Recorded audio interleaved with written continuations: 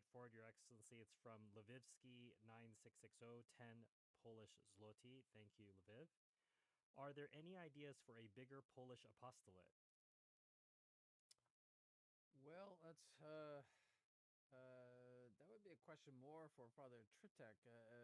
We do hope to send him a priest eventually, but as far as what he would do or where he would go, that would be a question for Father Tritek. Well, and as you know, Polish is not a particularly easy language to pick up. It's the hardest one I've ever studied. Worse than Russian. I mean, it's more difficult. I shouldn't say worse. More difficult than Russian. I thought Russian would be, very difficult, and it is. But Polish, I could not do. There's a spectrum of number of hours needed to have basic proficiency. I think the Romance languages are 300, 400 hours, and they have Korean and Japanese at 1,200 hours. And I think Polish is 900 or 1,000. It's there with Hungarian. It is very difficult. So that's the other trick is even if we do have a priest to send, that priest is going to have to bear down and study some Polish. Yes. From Traditional Catholic, 1985, $7 Canadian. Thank you. Tucker Carlson has asked whether Trump is the Antichrist, apparently. Is this concept repulsive to the intellect? Well, he's obviously not the Antichrist. The Antichrist will be very, very obvious to everyone. There'll be no question. No, it's. I would say that's an absurd idea that he's the Antichrist. No. From Robin IT6KR. Robin was gracious enough to follow this up with another super chat. So Robin, sorry we missed this on 2 questions for the rector, but I'm making sure we have it first here today. Is His Excellency familiar with the book The Catholic Church in Louisiana, written by Roger Baudier and published in 1939? It's a 605-page history of the Catholic Church in Louisiana from the time of La Salle. I never heard of it before. It sounds interesting, though, because, the French were originally in Louisiana, and La Salle went up into the central part of the United States from Louisiana, what is now Louisiana. And, no, it would be interesting, but I have never even seen it or heard of it, so... I'm doing the check, what happens when the bishop mentions a book or a book is mentioned and what happens. And so I'm seeing if it even exists on eBay. The Catholic Church in Louisiana, $275 or best offer. So if someone would like to buy that and send it to His Excellency, he will be able to comment on whether he's familiar. I have to get through all 600 pages before I can comment. So Robin, His Excellency has not heard of the book before, but if you'd like to send it his way, I'm sure he'd be happy to at least attempt to get through some of the pages. From Pham Hook Hong for $7 Canadian. Thank you, Pham. Does St. Pius X know about the Novus Ordo from heaven, Your Excellency? If he does, how can he rest peacefully? Well, anything that the blessed in heaven would know, they would know through God. In other words, they would see it as God sees it. So, for example, if you were to learn that your close relatives were in hell, you would say, well, that is the justice of God, and I rejoice in it, because they deserved it if they sinned against God and died unrepentant. You see, you would see everything as God sees it. So there would, in that sense, be no sadness in heaven. You wouldn't be upset or sorrowful or anything. He would see this as God sees it, and God is permitting this to happen for a certain reason. The general principle is that God does not permit evil except for a greater good. So I think we can expect a very great good out of all of this evil. You see, but that's the way he would see it. Indeed. And a reminder for those of you coming into the stream now, usual practice, hit the like button and let us know where you are watching or listening from. On the last questions for the rector, Your Excellency, on the MHT Seminary channel, some people were quite scandalized that you said it's advisable to shun family or friends or acquaintances who have fallen away from the faith. Someone used the term that this was ludicrous, or that these were shades of Jehovah's Witnesses to give such advice. How would you respond to these intemperate charges? Well, it's Catholic moral theology. It's a question of consent. See, if you consent to someone's sins, you sin as well, you see. So if somebody robs a bank and you say, you did a wonderful job. Now you have a lot of money. You're consenting, so you are participating in their sin, and it could be a grave sin if what you are consenting to is a grave sin. See, so it's known as cooperation in sin. So if you give social recognition to someone that has publicly and perseveringly violated the law of Christ with regard to what should be believed, or say a divorce and remarriage, that's very typical. If you just overlook that and say, well, we'll have them over for Christmas and Thanksgiving, and carry on a normal relationship with them, you are effectively consenting to their public sin. It does not enter into the question of private sin. In other words, if somebody's privately sinning, it's just public sin. That would be against the law of Christ, the law of belief. Christ is the king, and his laws must be obeyed. And so to consent to someone's apostasy or living in sin or anything like that, where it's public, that would be wrong. And that was always the case with Catholics in the past. This idea of just overlooking that is something modern. I always compare it to as walking off a pier. You would, if you're walking down a pier with somebody and they don't realize that the pier ends and there's a very deep water awaiting them, you don't just speak to them about little platitudes and how's the family. You would say to them, you're doing something seriously wrong. You're going to drown, and you should stop what you're doing. That's the message that you give when you do. Let's use the word shun the members of the family or friends that are publicly doing something wrong. You are actually helping them to return, just as you would urge someone to hold back from falling off the cliff or the pier. You see, so actually it's medicinal. It's not vindictive. It's medicinal, and so that's what you don't encourage people by your actions to do something wrong. In other words, you can't do that. Now, if you have a serious reason, however, for example, I think I gave the last time, a serious reason that you're an elderly person and the only people that can take care of you are your children who are divorced and remarried. See, then you could see them and be friendly with them because you have a serious reason. See, so, and I think anyone seeing that would say, well, this person has a serious reason and therefore has to live that way. There could be many other serious reasons. But in principle, the idea is that it's medicinal to let them know by your actions that they are doing something seriously wrong. And I would think the way that you've laid it out there, actually, it makes a lot of sense. But even on the most common sense level, for someone, I'm thinking of two scenarios for me where I had friends who got divorced. Well, our friendship collapsed afterwards. Yes. There's no way, and they attempted a remarriage. Yes. There's no real way for me to pursue that friendship further in an authentic and sincere way. Correct. So I don't know why these people were so upset. I think it's probably because they have people in their lives who they have not shunned, and your words made them potentially feel guilty. Yes. It's, but that was always the way. I remember a man who was an old man. I was out in California during the 80s. He was, well up there. I think he was in his 80s. And he told me in Switzerland, he grew up in Switzerland in a Catholic town. And when somebody got divorced and remarried, they had to leave town because everyone, you're no longer That's welcome it. here. Yeah. And they left town. Yeah. So, that was the Catholic way. Yeah.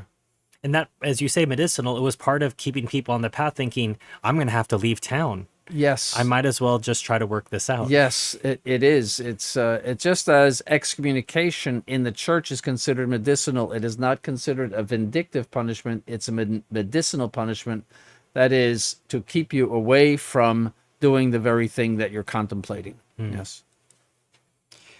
Well, Your Excellency, firstly, let me make a correction.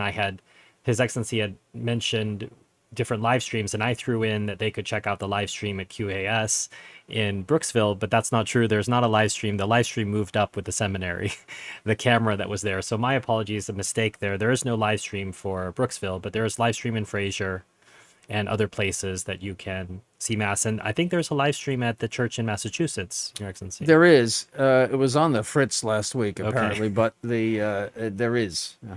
So you can also, if you want, you can, they're both in Eastern time, but you can find that live stream there. If you just search for Sacred Heart Church, Lawrence, Massachusetts, I can try to get a link up on the chat a little later.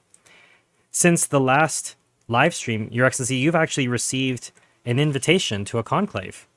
It is our honor to invite you to take part in this conclave to be held in Argentina on the 25th and 26th of December. Your presence, counsel, and vote would be of immense value, given your doctrinal soundness and steadfast adherence to the deposit of faith as handed down by holy tradition. That's not the only invitation His Excellency has received. Someone emailed saying, "Are you aware of Pope-elect Hildebrand? He needs a bishop to consecrate him soon, and you will be in Italy and France. I am praying you will look into this." So, Your Excellency, people trying to add to your workload when you visit Europe next month. Right. So what do you think of being asked to consecrate Pope-elect Hildebrand, or to go to another conclave to potentially elect another Pope-elect?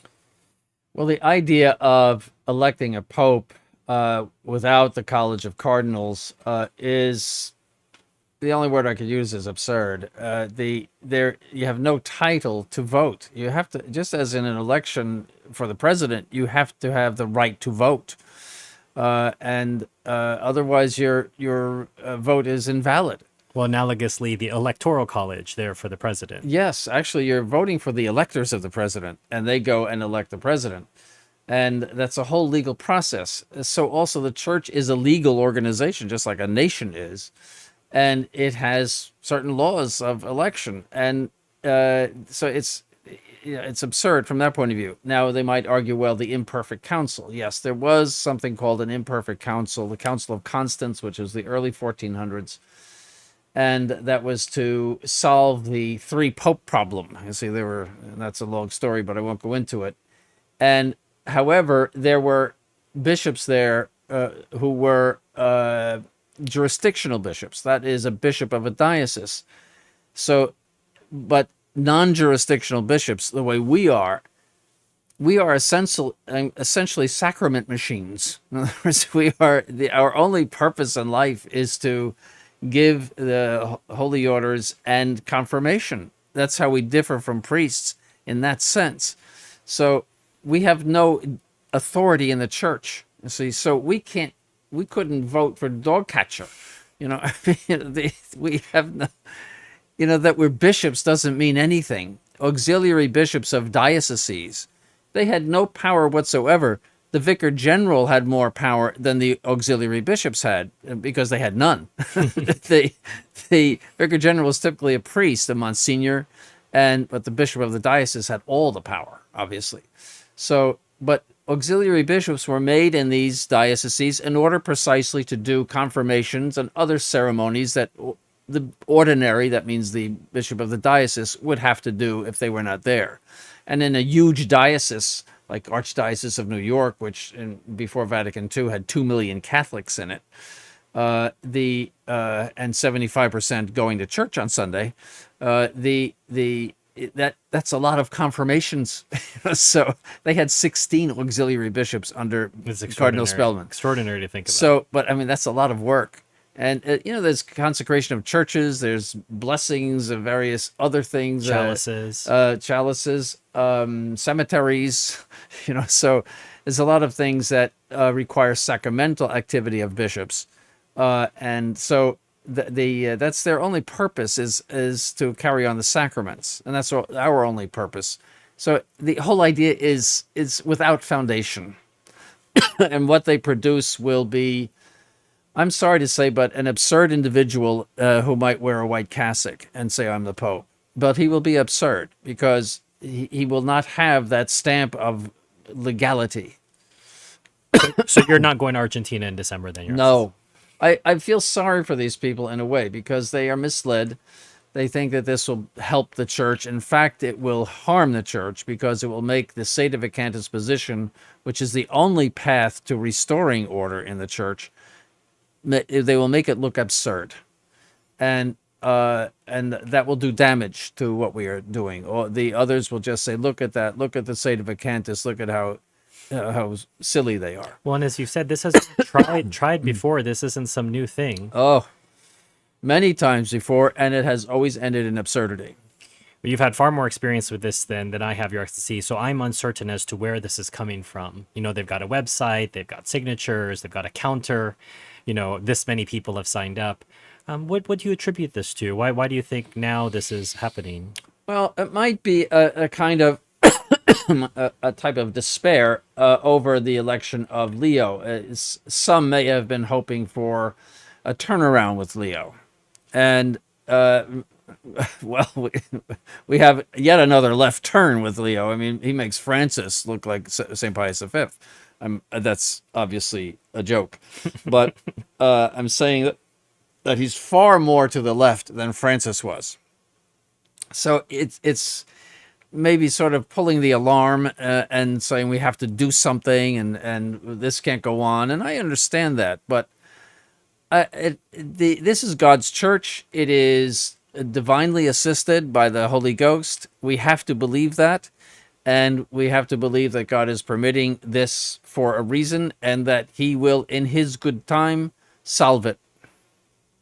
I'm reminded of the episode of the storm on the Sea of Galilee, Your Yes. Excellency. It may seem it's a terrible time, but our Lord is there with us. He promised He'll always be there with us. That is key to the Catholic Church. If it is not divinely assisted, it is of no use to anybody. Then it's just no better than the Jehovah's Witnesses if it is not divinely assisted. Speaking of Leo, just picking up something that he said recently, this is from social media. On the first anniversary of the birth into heaven of our dear Pope Francis, his words and actions remain written in our hearts. We carry on his legacy by always proclaiming the joy of the gospel, announcing God's mercy, and promoting fraternity among all men and women. Yes, liberty, equality, and fraternity. Yes, yeah. No, that shows Leo what he thinks. He's a creature of Francis, you know, and he's Francis to the 10th power. Yeah, and no, it is. But I think that radicalism that we're seeing with Francis and with Leo is indirectly good. I think it blows up the idea in some people's minds that somehow we can amalgamate Vatican II and tradition. I think it blows it up, which indirectly I think is good. Well, I mean, speaking of blowing things up, Leo has moved into some political discussions lately, Your Excellency, and he's been accused of being, I suppose, soft on crime by a world leader. So what is the Church's position in terms of Holy Fathers intervening in passing political situations? Is that normative? It was never done in the past. The only time that popes would have spoken out about something going on in a country would be if the church were being persecuted or in some way molested, but never getting into politics of countries. My kingdom is not of this world. That's what our Lord said to Pilate. And the church recedes from all of those things. And even in war, traditionally, the Pope never took one side or the other. One reason is, and I think I talked about this last time, is that very seldom, almost never, is one side completely right and the other side completely wrong. Right.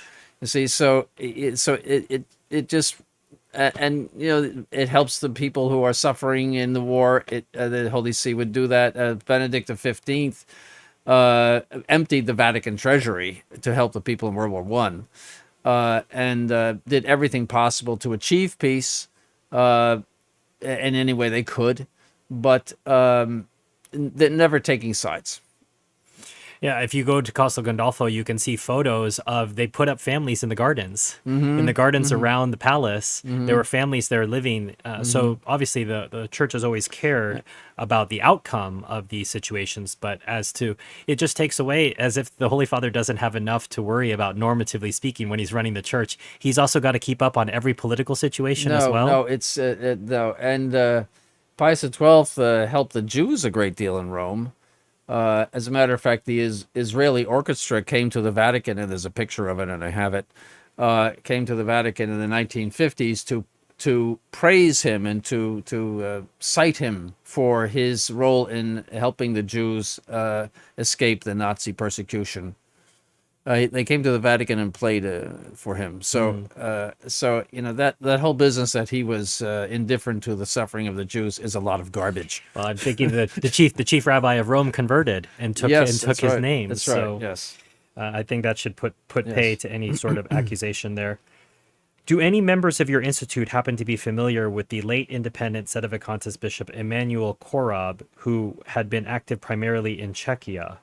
Would you consider it safe to approach priests ordained by him for the sacraments and the non-unicum mass? It's the first time I have ever heard of him, so I know absolutely nothing about him. Therefore, I could not recommend that anyone approach him or priests that come from him. So would you want this person to send you more information? I guess I would like to know more, yes. So whoever asked this question about Bishop Korob, if you want to send more information to His Excellency, then he could form any sort of opinion. But since he has never heard of him before today. Is it a requirement to join the institute if a seminarian is ordained at MHT Seminary? Is it possible for him to return back to his native city and set up a chapel there to serve faithful locally? Yes, you must join the Roman Catholic Institute if you are a seminarian in this seminary, and you would be assigned by the institute to whatever is in need of a priest. We couldn't guarantee that you could go back and serve your this own outcome people. wouldn't be ruled out, Your Excellency, I suppose, if the people back home had the money to buy a property and had faithful there and applied in the meantime while the person was in the seminary to become, you could say, a chapel of the institute, potentially. I wouldn't want to make that promise. See, as I said, the traditional movement changes every single day, and there are pressing needs that come up from time to time. I mean, a month or two ago, 6 weeks ago, Father Hennick was living yeah, here. he was living here, and now he's in Boston, and it's a whole different world there for us. I just cannot promise to any seminarian where he would go, what he would do. Sure. I'm thinking of applying to the seminary, and I have a question about the process. When does the psychological evaluation get done for seminarians? Is it before you are officially accepted? Do the applicants pay for that evaluation themselves? We don't do psychological evaluations. We interview you, and we are looking for certain things during the interview. But no, we don't engage in psychological evaluations. We assume that you're a normal person, and Until proven otherwise. we will find out very quickly if you're not. No, we don't do that. I'd like to refer to what I think is one of the most important questions on the application, Your Excellency, which is you ask for a temperature. On a scale of 1 to 10, how committed are you to coming to the seminary, and what number do you require and why? I'm not going to give that away. Oh, okay. Whatever number that is, why does that matter to you? Because if you are not dead set on becoming a priest, you will never make it through the seminary. So we want to know that you're dead set, because you will be gone by Christmas otherwise. All right? So it's a deal breaker question. You can tell someone, I don't think this is a good fit for you because... Right. For us and for you, it's waste of time, and you're taking up space here, and you'll be gone by Christmas. That's our experience. And I've been doing seminary for something like 45 years. Some years now. So. I have been thinking about becoming a priest in the near future, but I still have some time before I would go to seminary, between 12 to 18 months. What should I do to best prepare myself if I do decide to go? I know almost no Latin, and I'm not good with theology. Well, we don't expect you to be good with theology, for one thing. I mean, that's why you come to the seminary, to be good with theology. We'll teach you all the theology you need to know. As far as, what was the other? Latin, if you could even do basic Latin, get some sort of a book or something on the internet, just memorizing all the forms would help. All of the declensions and conjugations, and that would help a great deal. Yes, yes. That if you could recite those, that is a big step in Latin, and the recognition of those forms. So, and then your spiritual life, spiritual reading, frequent confession, frequent Holy Communion, and avoiding the occasions of sin, and even avoiding occasions that might distract you from your vocation. Well, and you've noted before, you actually, I mean, maybe pick up a book of English grammar and make sure that your English grammar is up to scratch. Yes, I teach English grammar every week, once a week, and I teach them things that they never heard before. And I told His Excellency, I'm always, I get a bit of nostalgia when I see sentences diagrammed. It takes me back to my grade school, but they don't do that in grade school anymore. Yes. So And I just corrected one for the other day for saying snuck. sneaked. Sneaked is the past tense of sneak. Right. It's not snuck. I think people have heard it too much in popular culture. Oh, that I just cringe every time. And then saying something is cool. I told them priests don't say things are cool. It takes time for that. Takes time for that to get washed out. Yes. It's strange. Cool has endured, Your Excellency, from the 60s. You would from the 50s. From the 50s. Yes, I remember it coming in the late 50s, and then it died. Then it went into desuetude. You don't say cool anymore. You say boss. That was boss. the thing. Yeah, boss. Everything is boss. And then it got resurrected in the 90s or the Oh, really? Yes. I thought the 50s was groovy. Things were groovy. No, I remember cool. Cool. Okay. People said groovy too. Okay. But cool was it. Everything was cool. Boss. That might be something to bring back. Yeah, boss. I remember that. That was the 60s. Yeah. So you're just noting that it's proper for a priest to have elevated language, even in the natural order, not when you're talking about supernatural Yes, things. a priest is in a certain way an aristocrat. In other words, everything about him should be refined. Yes. I would encourage our laity to follow in the paths of priests. There's no reason that there are so many adjectives other than cool that can be used. And it's a way to remember to set yourself apart from the culture and to create a Catholic culture. And in Catholic culture, you wouldn't necessarily use that. And then, of course, we declare war on like. That just, whoa. I'm like, and you're like. And he's all. He's like. And you're like. Yeah. Oh. Those things are, what's nice is His Excellency is gentle in his correction, and I think that's important as well. Coming to the seminary is to have that spirit of docility, that it's nothing personal you could say when you're being corrected. They're just the clergy here are just trying to make these seminarians into the best priests possible, and you can't do that without correcting. And it's okay if your feelings get hurt. You can just sort of move on from that. Yeah, they don't get hurt. I am a 25-year-old from Sydney, Australia. I was raised in an SSPX chapel here, and I've grappled for some years over vocational confusion and the theological concerns with the society's positions. I'm writing to reach out in the hopes of receiving a concrete pathway to vocational clarity and theological clarity as well. I have familiarized myself with all positions within the current crisis of the Church, including those which are held by the Institute. I have deeply felt the inclination to priesthood since my youth, but I didn't receive solid guidance or vocational direction in this matter. I am at a crossroads in life, hopeful that Pope Leo would have been a marked improvement on the pontificate of Francis. The writing is now clearly on the wall that the situation is not going to change for the foreseeable future. I hope to hear back in the near future, and thank you for reading this message. Well, first of all, I think he has to take a permanent and fixed theological position. He sounds like he's a little... He's still on the train? Yeah, well, he said Pope Leo. Right. See, that's... Well, he's SSPX, so that's yes, their I know, position. he's SSPX, so I think he's got to fix his mind about which is the right path in this problem in the Church. That's number one. Number two, vocation... I mean, the rules of vocation are very simple. First of all, do I want to do it? Secondly, do I have the qualifications to do it? See, it's not, you don't expect the angel Gabriel to come down and announce to you that you have a vocation. Saint Pius X said, as long as you have a right intention, where you just say, this is the proper and right thing to do, this is good, something like joining the army during the war, this is right and good, and I think I have the qualifications, and I will enter the seminary to prove the vocation, you see. So but some people think that there has to be like a mystical experience, and no, that's not true. It's you can do it just because it's a good idea. You see. And I think that that's commendable. Sometimes, obviously, this has to be suggested to you. I think on more than one occasion, you've run across a young man who no one had simply suggested it to him before. And sometimes they just need a priest to ask, well, have you ever considered this? You have these talents. You're not potentially passionate about pursuing this. Have you ever thought about the priesthood? I give everybody a jab. You know.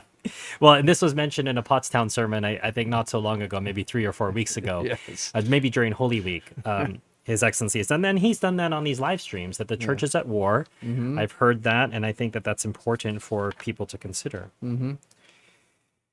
Your Excellency, your description of the role of a religious brother is exactly what I'd like to do, to be a helper in practical ways and in praying for priests, but I cannot be a brother for many reasons, the first one being that I'm female.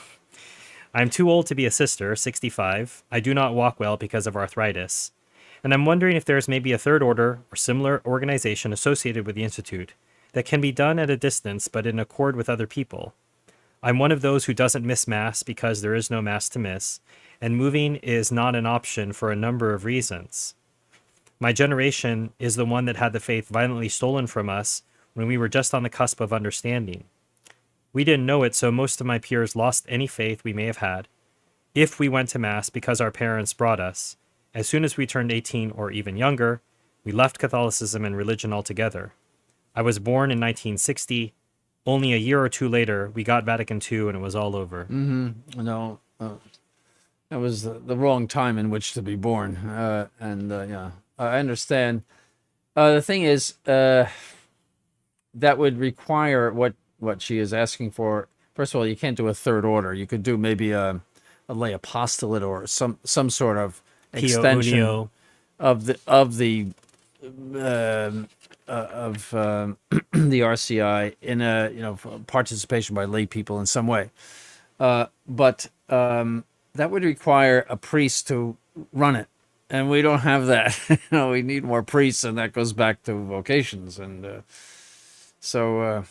Right now we couldn't do it, but I regret it. But it isn't a bad idea. As you say, it's a question of infrastructure and personnel. Yes. Your Excellency, I'm a parishioner at Queen of All Saints in Brooksville, and I am the one that expressed an interest to you about joining the group of brothers you were thinking of making in France. I believe it was the Sons of St. Louis de Montfort and St. Gabriel or something along those lines. I learned about it from a newsletter you sent last year. In the email I sent you, I said that I wish to live a retired life out of the world in the presence of our Lord in the Blessed Sacrament. I am consecrated as a slave of Our Lady, and depending on what duties of state are, I believe I can accomplish them. However, there are debts that I am currently paying off, and I know that to enter the religious life, all debts must be paid. I also spoke to His Excellency Bishop Selway about my desire, and he essentially told me it is better to wait, as doctrine trumps the wearing of a habit, as might be seen in other groups. Well, again, we're not really yet prepared to receive brothers. Father Duterte gave me in French the draft of the brothers' constitutions, and I have to go over those and approve them. And then we have to translate them into English. It is based on the rule that St. Louis de Montfort set down. Based on that, but there had to be many modifications because of the present situation in the Catholic Church. So, so he did that, and so that's where it is right now. So, not yet. Okay, but thank you. Traditional Catholic 1985 for $3 Canadian. Thank you. Can one be a seminarian if they're on psych meds? No. Any kind of medication, Your Excellency? Yeah, you could take some medication. It depends on what it is, but in general, you have to be in good health, both physically and psychologically. In other words, you couldn't be taking uppers or downers or things like that. No, Does your congregation use a pre-1955 missal? If so, why? Yes, we do. The reason is that in hindsight, you can see that the changes made in 1955 were preparatory to the Novus Ordo. And Bugnini, who designed those changes said that. He said this is a bridge to future reforms in the liturgy. And as Father Cicada says, if you don't want to get to the other side, why would you cross the bridge? Because why would we use things that are a path to the abomination of the Novus Ordo? Why would we use things?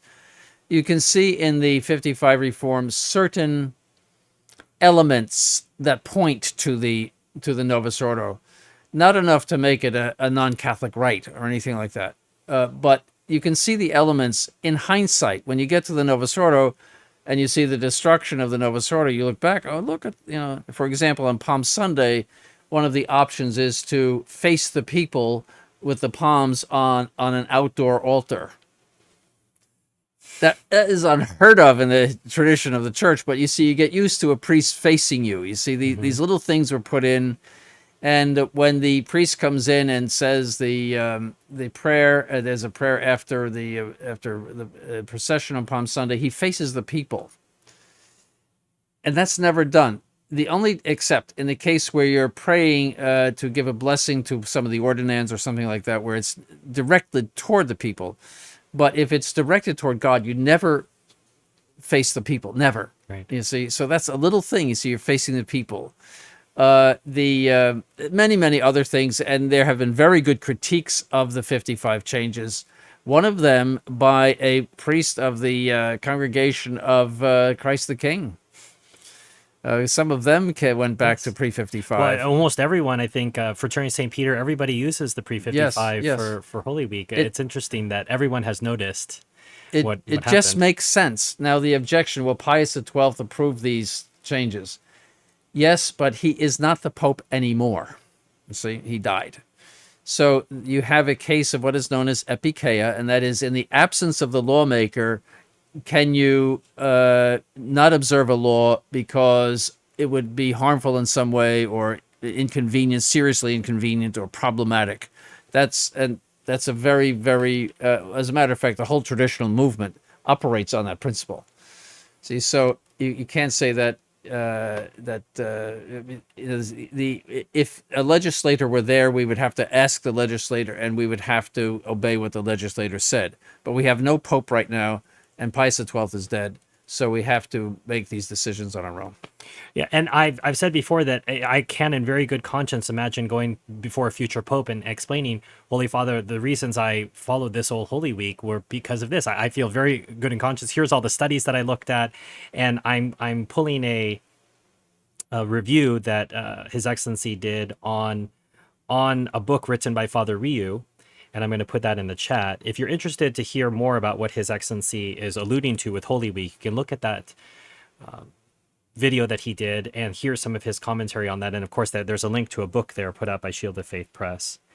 But it's strange, York. See, the SSPX is the holdout here, but Institute of Christ the King, Fraternity St. Peter, everybody has, even though unfortunately those people don't have valid sacraments, they don't have valid masses, that they've recognized what you have all recognized. It's as plain as the nose on your face, frankly. I mean, it's if you do the homework, you'll see, oh, yes, this is... And Paul VI, as a matter of fact, praised the changes of 1955 as precursors to the new Mass. He put that in the introduction to the Missal.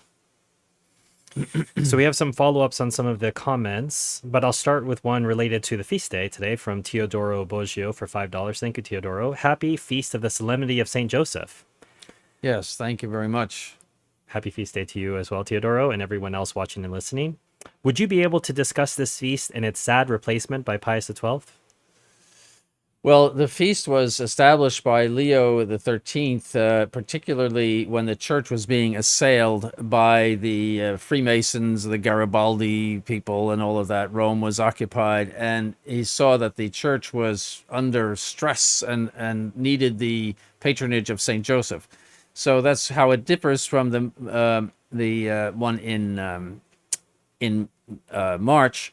That's the feast of St. Joseph, as he is the spouse of the Blessed Virgin Mary, whereas here it is St. Joseph as he is the patron of the universal church. Mm-hmm. So, and it has an octave, so he gave it a big... It's a beautiful feast. Yeah, it's a big place in the liturgy. And so that's the reason for that. The However, again, Bugnini and a lot of, I would say, unfortunate decisions in the reign of Pius XII changed it to St. Joseph the Worker on May 1st, which is the communist feast day, with this idea that you're going to attract communist workers away from communism by imitating St. Joseph. It didn't work, for one thing. I mean, it was, but the idea, see, that's known as social liturgy. That's where you make liturgical feasts for a social reason, you see. And it's just against all principles of liturgy. Liturgy is to worship God, not to make a social statement. Do you think this was Pius XII's professional background as a diplomat, maybe coming to the fore and thinking we can do some diplomacy with this? Perhaps. I just think he had a. I think the crypto modernists at the time had his ear. You know, he had Bea right next to him, but he put Bugnini in charge of the liturgy. I think he listened to them and did some unfortunate things, I have to say. So you know, if it were Saint Joseph the carpenter, like Saint Isidore the farmer, okay. I mean, since you could see you know, but Saint Joseph the worker, right, on that day in particular, and on the communist day, I mean, it's kind of a slap in the face in a way to Saint Joseph. You know, I mean, to identify him with that. You know, you know, worker is, you know, you think of a factory worker or something. He was a carpenter, and you know, that would have been perhaps appropriate. I mean, so it's just something that it was unfortunate and should, you know, sort of be forgotten. And I think it's painful, even as you're articulating this, Drexy, is even if the Holy Father gets something wrong, we don't like talking about it in a certain sense, because he is the Holy Father, but it's wrong to not, especially given what we've been able to see develop liturgically all these decades on, it would be wrong to not say something. The Pope is never protected from imprudence. He's protected from erring in faith and morals, etc., and teaching those things, but he is not protected from imprudence. And sometimes things can be done which are imprudent. But I'll repeat, Bishop Sanborn says that the thing he's most grateful to for Pius XII, and correct me if I'm wrong here, Your Excellency, is that he gave us St. Pius X. Yes, I think that wipes away some other imprudences. That canonization he canonized covers. Pius X, and that was the canonization of the repression of modernism in Pius X, and that's how it was seen. And a template for the traditional Catholic movement. Yes. So relating to some more of the comments that we've already made, Jimmy Hunjan for £5. Thank you, Jimmy. His Excellency is looking forward to meeting you in person in a couple of weeks when he visits England. I saw you at the what was it, the Ritz? You heard? Did you tell the comment I made? Did you tell them? Yes. I thought you're not paying for this, but apparently you were. So His Excellency noted that we were at had a chance to see each other recently, but he'll have a chance to see and meet the person who's always been so generous on the live streams. Jimmy's comment is Pope-elect Hildebrand. The only white vesture these men should be is the one worn by doctors and orderlies. Well, I don't like to. I think these people are misled, and they have some idea in their mind that this would help the church, but it doesn't, and so maybe you should just leave it at that. Right. There's more people commenting here. Logan Mishiak for $5. Thank you, Logan. This is a crazy question. Your Excellency, what are your thoughts and opinions on this recent push of the alien UFO phenomenon? Is this Satan at work? I don't believe in UFOs at all.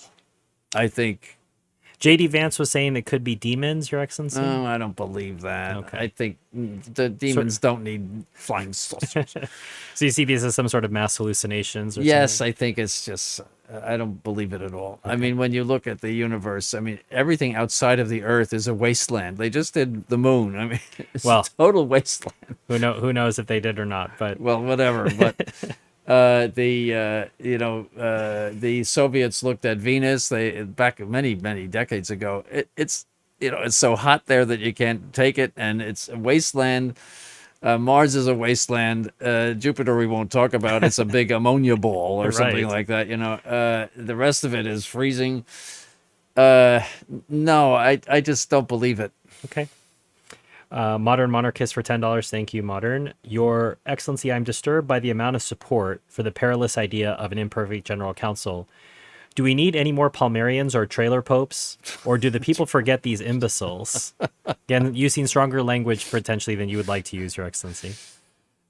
Again, I think you're hearing a lot, but it's noisy. I don't think it's A noisy amount, but it yes, a isn't. noisy, very small minority, and it will die down as soon as it happens. Everyone will consider it an absurdity, and it will go away with the wind. So I don't get excited about it. It's going to put a stain on sedevacantism. That's what I'm concerned about. That we will look absurd and ridiculous, but I think we have to just take a very strong stance against it.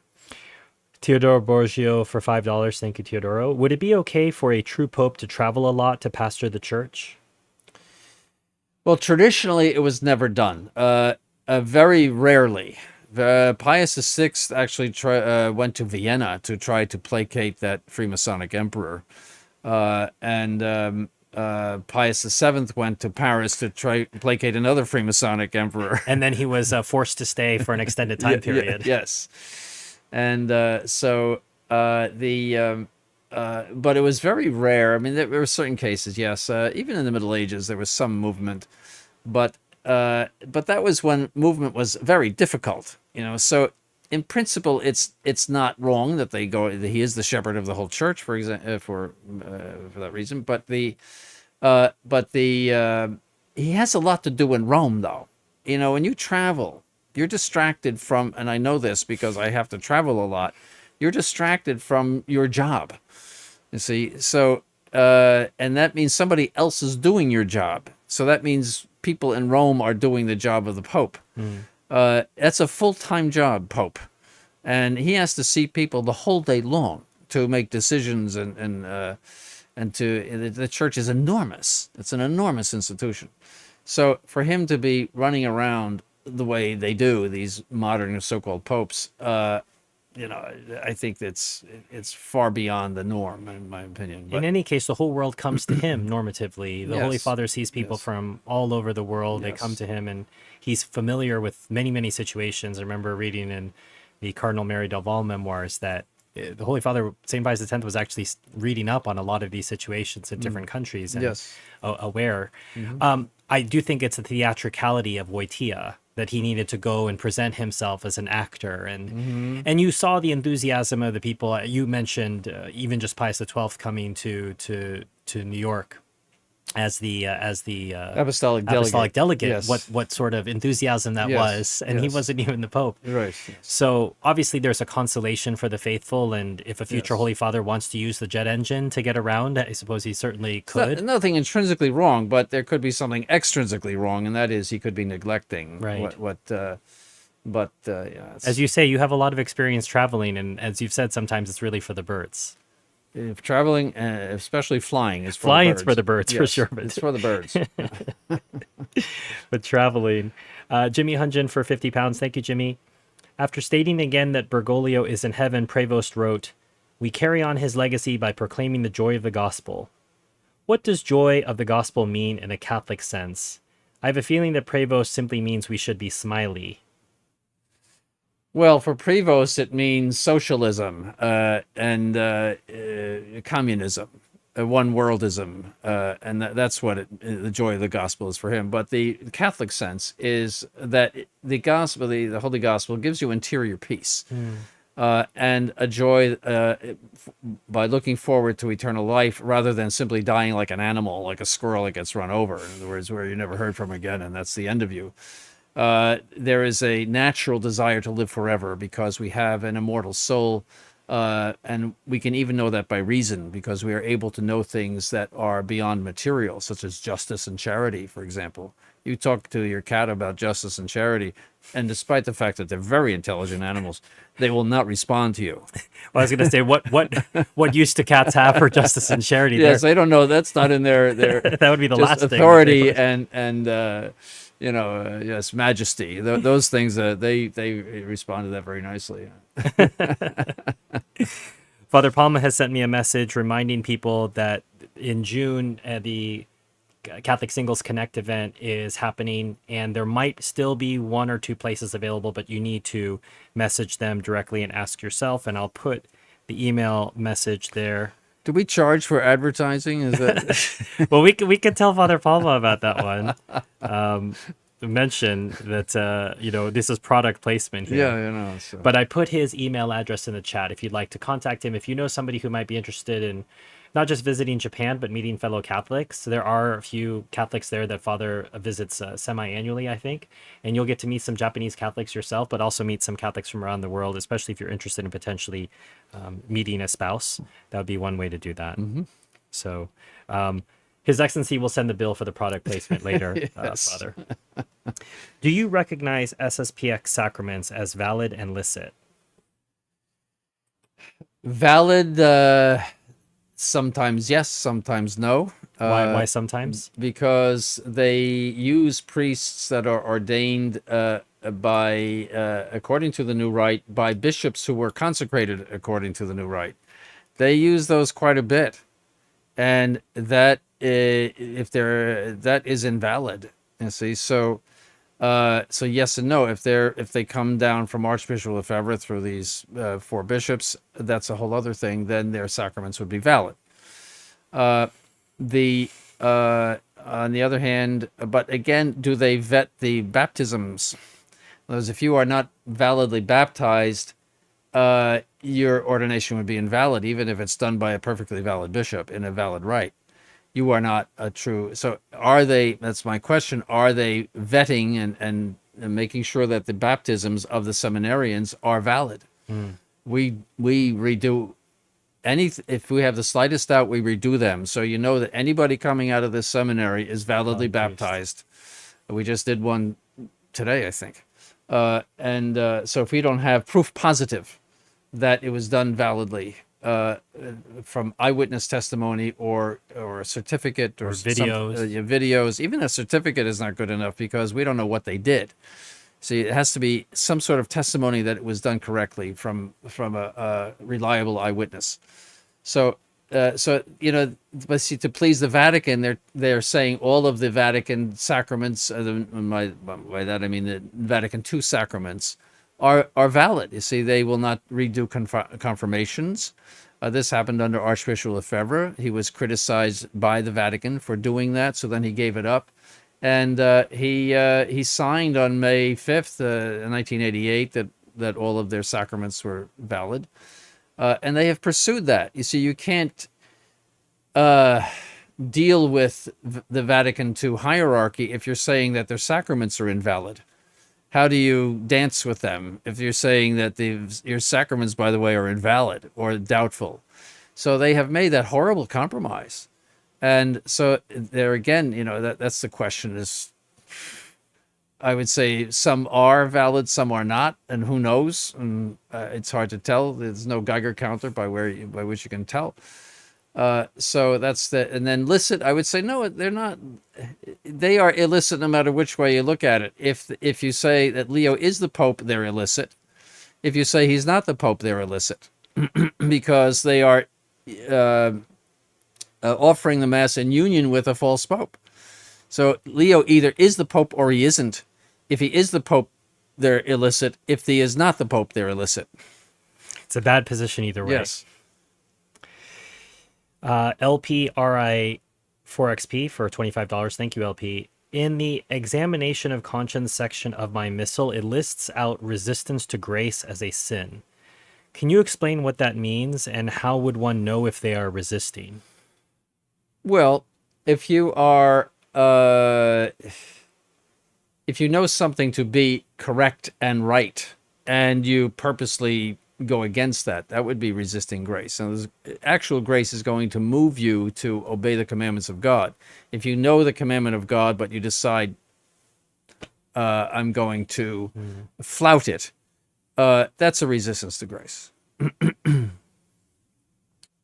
Teodoro Boggio for $5. Thank you, Teodoro. Should we treat Prevost like a Vitandus and ignore him in his presence? I have imagined telling him tuus mercenarius non pastor nec Petrus. Well, I don't think I'm going to bump into him anytime soon, but I think he's somebody that should be prayed for, because in my opinion, the only way out of this problem is a converted Novus Ordite Pope, or quasi-Pope, or Pope-elect. I think so. I mean, God has his ways, but I think it has to come from Rome. Or that a number of cardinals come together and denounce him and elect somebody who's acceptable. It has to come out of Rome. So I think the best thing to do is just to pray for the man. I pray for him every single day, that he convert to Catholicism. He would be very powerful if he did. He's a person of strong will. And he would do everything correctly if he were to respond to that grace. So, instead of worrying about how you would treat him, you're not going to meet him on the street, hopefully. Sure. But cross the street if you do. ABCD for $5. Thank you. Is watching, promoting, or purchasing things pertaining to entertainment wrestling sinful? I think they're just talking about, maybe like a Hulk Hogan doll, back in the day, that sort of thing. Is this sinful? Well, give me that question again. Is watching, promoting, or purchasing things pertaining to wrestling sinful? And they specify entertainment wrestling, so I'm thinking. So what do they call that? Professional wrestling? It's Yes. not the Olympic wrestling. No. This is where That's why I said the atomic knee drop. Yes. Yes, I remember that. Where and it's all staged. Right, the big elbow. Yeah, well, there was always a question of whether prize fighting was legitimate or not, and that would come under that same thing. In other words, You would put it in the same category as prize? well, it is. It's professional fighting, you see, and you're at least in principle doing harm. I think they don't. It's all fake. It's all fake. Yeah, but in principle, you're doing harm, and people are look at getting, especially the little old ladies, and get them, and that I would say that's sinful. To Okay. take joy in seeing somebody do harm for no good reason. Even if it's put on. Even if it's put on, I would say, yes. Okay. Now, there's an art of boxing and everything, but that's for a good reason. Like if you're a soldier or a policeman or something, you have to know how to take somebody down. But just entertainment, that's the same thing as the gladiators, the people in the Roman Colosseum and all, kill them, and that's wrong. Okay. Yeah, that's a sin. Well, there you heard it from His Excellency. If you're just coming into the stream or you haven't done so already, remember to hit the like button and let us know where you're watching or listening from in the chat. I think it's a great consolation to many people to see that there are people near them when they see that. My wife and I live 40 miles south of Atlanta, Georgia, and are traditional Catholic but have no chapel or mission to attend. We refuse to attend SSPX for several reasons, and we are looking to relocate, but there are no chapels or missions for 100 miles. We're in our 70s, and we can't drive for hours. What are your suggestions? The only thing we could do is an occasional visit, like maybe 4 times a year. We're doing that in Alabama right now, but we are stretched. But they're saying they're willing to relocate. So, I mean, Atlanta, how far is that from Brooksville? 8 hours. 8 hours. And there's no mission north of Brooksville between there and Atlanta? No, there isn't. We used to have a mission in Atlanta, but it just didn't take. And it would be a good place to have a mission. If we had the priests, we would probably set up a mission in Atlanta. It happens to be the hub of a very large airline, so Yes. it'd be easy to get there. Yes, and but we just we're being requested everywhere. Yeah, so I mean, there's nothing within 100 miles, but if you were willing to consider relocating 8 hours south, you'd have access to all the masses you can If attend. you moved to Florida, you would have mass every single day. If you moved to Pennsylvania, you would have mass every Sunday. It's a number of options, Right. So Well, Eastern Pennsylvania for the moment. Eastern Pennsylvania, yes. Yeah. It's a big state. I'm a Catholic man born Easter week 1967. I am trying to find a true priest for confession and to assist at the Holy Sacrifice at least once a month. I live in the suburbs of Buffalo and only have the Unicum or SSPX. Are there real priests nearby Buffalo, New York? I have to repeat the same thing that I just said about the people. How far is it from Buffalo to New York City? Oh, I mean, barring traffic, You're crossing the state. I think it's 400 miles. I think that's 400 miles. Okay. Yeah, it's a big state. You know, it's... You could cut across to Massachusetts, I suppose, from up there. Oh, that's so long. Oh, you'd be better off going to New York. You could go to Massachusetts. That's a long way. It would be easier to go to Detroit, actually. To go through Canada to Detroit area. How far? That's... I would guess that about 3 hours. From Buffalo to... Yes. Well, that's not so very far. No, you go through Canada, but yeah, you know, you have to go through Cross the customs border twice. Well, there's an equivalent of TSA pre-check for crossing the border. You just have to apply for it. That's in an right. interview, Yes, that's and you right. can go through it. Yes, go through very fast. Yes, I have it actually for Canada. Well, 3 hours once a month. That's I not think so bad. I would guess it as 3 hours. I feel think. like I have to... Well, maybe I'm underestimating, but you could do it on Google Maps. Right, I'm pulling it up here, but I in my mind, Buffalo is so far away from everything.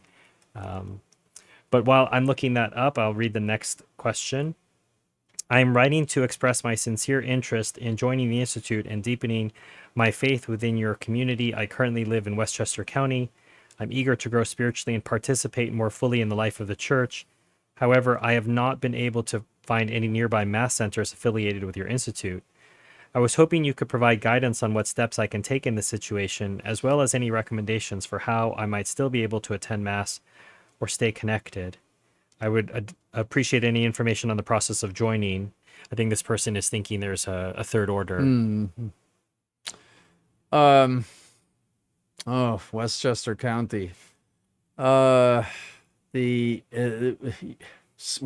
closest thing to Westchester County is where we're sitting right now, and that's a good long way. That is Reading, Pennsylvania. Pottstown is a little bit closer, but that's a long way. And then there's Boston, but that's a long way. You know, we are just not in the New York area. It's the same thing. If we had 20 priests, I could send you somebody. We could easily set it up, but we don't. So I would say an occasional visit might be, maybe a few times a year to Pottstown, Pennsylvania. That would be, let's see. Well, New York City is 3 hours. Closer. Now, Westchester you don't have the traffic. So I would say 2.5 hours. Okay. Yeah. To double check His Excellency's estimation, he's not so far off. Just doing it off the top of his head, it's 4 hours is the fastest route from Buffalo to Detroit. Okay. And there's tolls on the way. If you want to go around Lake Erie and stay domestic, don't do that. No. 5 hours and 42 minutes. Go through but Canada. you have to have a passport, so I suppose someone is going to need to make sure right. that they get that. What are the requirements for being included in the Institute Mass Directory?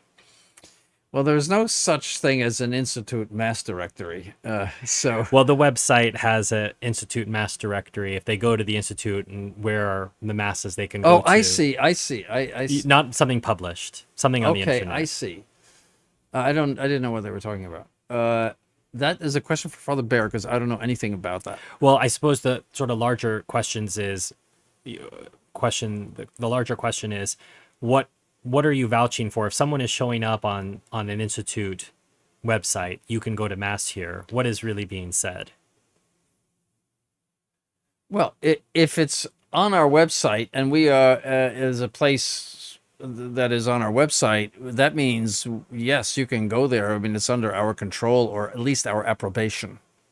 But that on the website is not aspiring to be a comprehensive mass directory. I think that's what someone might be asking. I guess so, but I don't know. I only work here. That's all done by the other priests. I just can't answer the question. I don't know. I haven't even looked at it.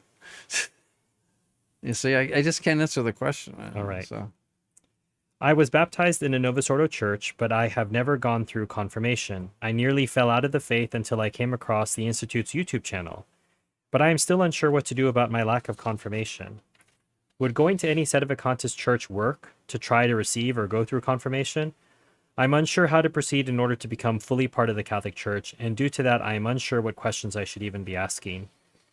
Well, you're fully part of the Catholic Church even without that sacrament. But you should get that sacrament. I'd have to know where you live in order to direct you. Yes, if you wrote this, just email and give more details to His Excellency. Father Bayer will help to process this and potentially assist you. We're in confirmation season now, but you will generally need to study and prove your aptitude And the validity of your baptism. Yes, so there's going to be some checking on this, but you just have to inquire further, and His Excellency and others can assist you further. Teodoro Boggio for $5. Thank you, Teodoro. How were bishops at Constance possessing jurisdiction if some were appointed by antipopes? What pre-Vatican II works give the distinction between law and fact? Well, they were appointed by people with what we call a colored title. That is a title that is, you might say, imperfect. You see, so, and that is, I mean, it would take a long story, but that is a way in which you could have a title to jurisdiction. All right, it's in other words, they have a claim to it. You see, they came out of a conclave with cardinals.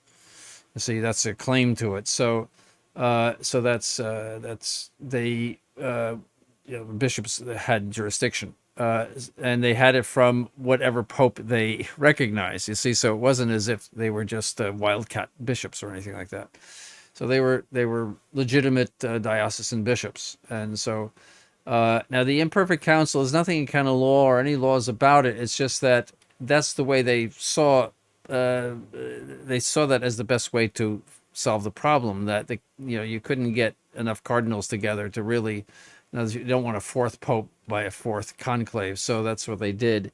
And at least in the end, if it's if any kind of doubt is there, the doubt can be removed by something that we call universal pacific acceptance. In other words, if the whole church accepts the election, it resolves any doubt that which may linger in it.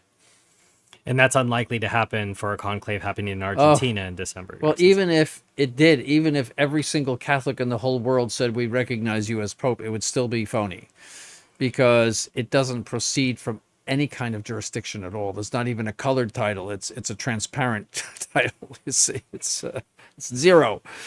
People might not know what you mean by colored title. Your Yes, Excellency. well, you could have that in real estate, for example. And there's where you have a certain claim, you might say, a founded claim, but it's not perfect. That's essentially what it means. Sure. But it's recognized in canon law. Modern Monarchist, $10. Thank you, Modern. Your Excellency, we need an institute or affiliate priest in San Luis Obispo County, stat or pronto, whichever is more polite. I will fund it completely. It's God's country, that coast of Cayucos. I know San Luis Obispo very well, and It's nice. he's right. That central coast of California, I think, is the nicest part of the whole state. And it's called the Central Coast. And yes, Cayucos, and I can mention all of those towns, the Paso Robles, and very nice. I would love to say mass there myself if I could, but again, get online. I mean, this is about the fourth one asking for a mass. We just can't give it. We can't give what we haven't got, and we would certainly do it if we had the priests. We have to lure some more, maybe from SSPX. Yeah. Well, July is coming, Your Excellency. Yeah, There may yes. be an opportunity for people to clear their consciences. Yes. Traditional Catholic, $7 Canadian. Thank you. What guidance would His Excellency give a scrupulous person without regular access to traditional Mass who fears offending God by staying home on Sundays? You can't miss Mass unless you have a Mass to miss. All right? So don't worry about it. That's my advice.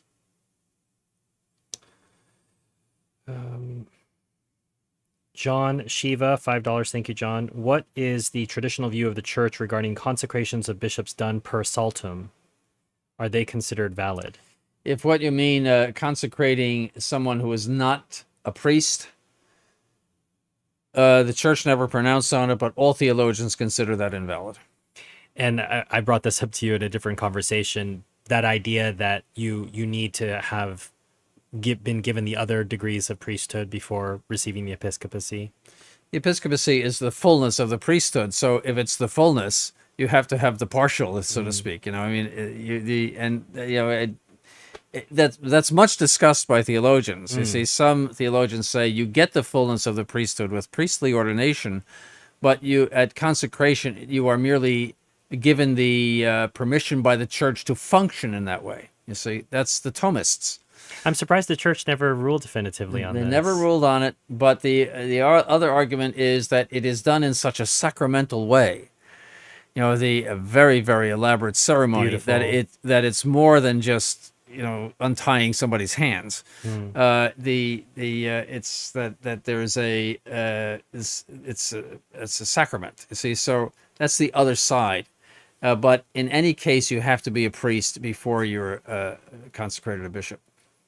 LDP for $2. Thank you, LDP. What is the origin of the Roman collar? I don't know. Just one of those things that you have to do because the church tells you. Well, yes, but if you look at the 18th century, you would see like George Washington wearing what looks like a handkerchief around his neck. You see, I mean, it wasn't as refined as this, but I think that's where it comes from. Is that you would wear that. What was kind of a close, what you call, and then that developed. That developed, yes. It's sounds all reasonable. custom. I mean, it's all in the early church. I'm sure they didn't have Roman collars.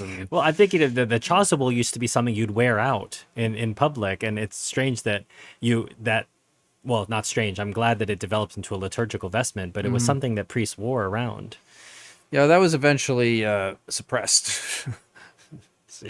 So I think that'd be easier for you. You're actually having to wear a chasuble around all day. I think is not very yes, and the convenient. early chasubles were very encompassing. You know, They're they were big. Yeah. Tommy for £10. Thank you, Tommy. Your Excellency, is there any supplied jurisdiction for an invalid priest in his capacity as a confessor, or are well-meaning souls confessing to invalid priests through history in mortal danger? Well, an invalid priest is not capable of receiving any jurisdiction. Let's see, so he's just a conveying a valid- layperson. You know, he's a layperson. So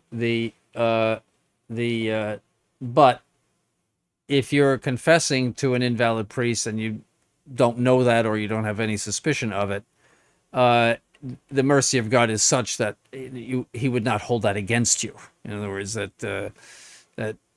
you're only responsible for things that you know. There's no Geiger counter, as you said. No, there's no Geiger counter. You're not reaching it around. And it's conceivable, even before Vatican II, say in 1930, you could have gone to somebody who, for one reason or another, was invalidly ordained, for one reason or another. Or he was visiting a diocese and he didn't receive faculties to hear, and he forgot that, and he stepped into a confessional box. There's all kinds of things. So, but are you saying they would receive the equivalent of absolution, or simply that our Lord would not hold that? Well, we don't know that. In other words, our Lord did not say if you go to an invalid priest, it's okay.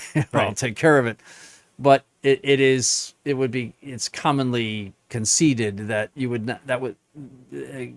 Christ would not hold that against you. In other words, that's not your fault. It's not your fault. You confessed, and so. But if you were to discover it later, then you would have to reconfess. Because now you do know. Yeah, you do know. Everything is knowledge. Traditional Catholic for $3 Canadian. Thank you. Is the dinosaur fossil record legitimate or a big fraud? I don't know, but I mean, it seems legitimate. Whether the gazillion years or something, I don't believe that. But there seems to be bones that look like that. I mean, I don't know. It's not my expertise. This is not something His Excellency has looked into very much. So I think the comment is I don't know. I draw a blank on that one. Tommy for £5. Thank you, Tommy. Is the consensus of the fathers that the world will end roughly 2,000 years after the life of our Lord? Consensus, I don't know. St. Jerome said that. So that would be 2033. You know, Well, and His Excellency says he may not be around for it. yeah, I'd like to be around for that. That would be the most wonderful day. It'd be the most wonderful day. Despite all of the fire and brimstone and everything else, I would just be the happiest person in the world to see Right. that happen. Right. So I pray that I'm around for that. I would be 83 at the time, but certainly it looks like the world is on its way to it. I mean, never has it been so corrupt as now, and by that I don't mean only just impurity and all that. That's a big, but also the revolt against God and Christ the King. I mean, that is far more serious than just human weaknesses. So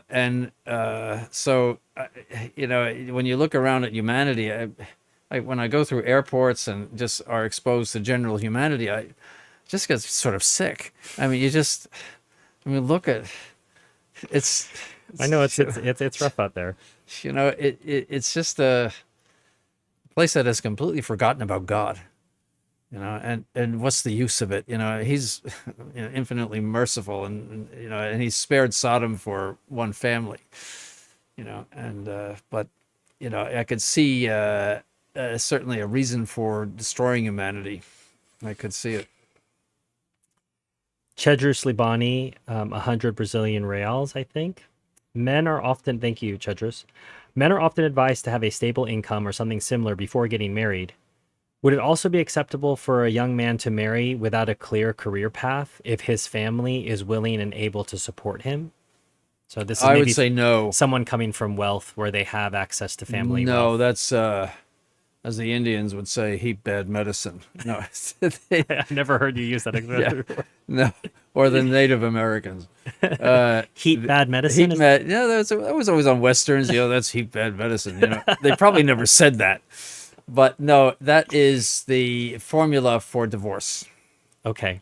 No, you have to be financially independent or have moral certitude that you will be. In other words, you're starting out at a job and you'll do well in it. You have some skills and whatnot. But people used to marry much later because of that. In say like a 1900, late 1800s, you'd have to get established first. Men would marry when they were 35, and they would marry typically women much younger, and because you had to get established. I think he's implying that maybe he has access to family wealth, and so he could have his own sort of trust fund. I mean, if you have that much money that you don't have to work and it's your money, you see, that implies that your parents are going to support you. That is very bad. Very, very bad, in my opinion. You have to be independent of your parents. I always tell people, move 50 miles away from your in-laws. In-laws are the cause of a lot of problems in marriage, right? And so that dependence would not be good. So you're parsing it by if he was given a trust fund and he was able, you could say, buy a business with that or do something. He doesn't have to have a career path if he has access to his own money. He has to have a career path unless he has $10 billion and he doesn't have to ever work. I mean, right, of his own money. But that's pretty rare. I don't think you can count on stocks or anything like that. I think you have to have a clear path of a career. And if you don't get married until you do. Money is the biggest problem in marriages. You've noted that before, Your Excellency. Livsky for 10 zloty, thank you. What is your opinion about Yasnogora? I don't know anything about it. It's where the Black Madonna is, Your Excellency. No, that's Częstochowa. Yes, I think Yasnogora is That's in the mountains south of Krakow. Right, towards Zakopane. I never went there. I don't know anything about it. The Black Madonna, I think, is an approved image, though. Oh, yes. Yes, I went there twice, actually. Częstochowa, yeah. Traditional Catholic for 14 Canadian dollars, thank you. In speaking with atheists, what are the strongest considerations to present for the truths of the faith? Beyond the resurrection, the martyrdom of the apostles, and miracles, what else might you emphasize? Well, first you have to convince them that God exists, and you can do that by reason. That's how you start. That everything has to have a cause. And how did we get here? How did the earth get here? Et cetera, et cetera. Who lit the match for the Big Bang? To show that their position is absurd. If something exists and could go out of existence, there must be something that exists by itself and is not subject to non-existence. Right, you're saying if they believe in the Big Bang, right? Well, they all do. Right. Or evolution, evolution. Somebody said to me, how do I respond to somebody when I say I don't believe in evolution? They look at me as if I had 5 heads. And I explained to him that to believe in evolution is to say that something comes from nothing. And if you really believe that something comes from nothing, you are clinically insane. You're crazy. All right? From nothing, nothing comes. Right. So if we exist, we had to be caused by something. You see? Indeed. So it's very basic. Luke D for $10. I'll try to read this slowly, Your Excellency, because it's not quite clear to me, but I think you might be able to make sense of it. Your Excellency, would it be wrong for a man to hold that belief in the 4 main things is essential for salvation, as some doctors did? I understand that this was disputed by theologians. 4 main things. I don't know what he's talking about. I think you've talked before about, what's necessary to believe in order to be saved. Yes. And talking about baptism of desire. First of all, you have to have supernatural faith in order to be justified. That means justified means to go from the state of sin to the state of grace. You must have supernatural faith. And faith has an object. In other words, faith is not merely a feeling or feeling good about God. It has an object, certain truths that you must believe. And so the question is, what must you believe in order to have the virtue of faith? And most theologians mention the 2 things that are in St. Paul's epistle to the Hebrews, namely that God exists and that he rewards those who seek him. All right, that's from St. Paul. Majority of theologians say that. But some really big ones on the other side say, no, you need more than that, as particularly St. Alphonsus, redemption, incarnation.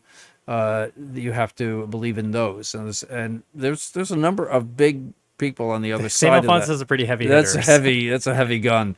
So, and there's others too. So I think he's just asking, would it be wrong to hold that? You're saying it's disputed. It's disputed, yes. So, and we don't know. Only God knows. We don't know. And you have safety in believing everything the church asks you to believe. Yes, That's yes.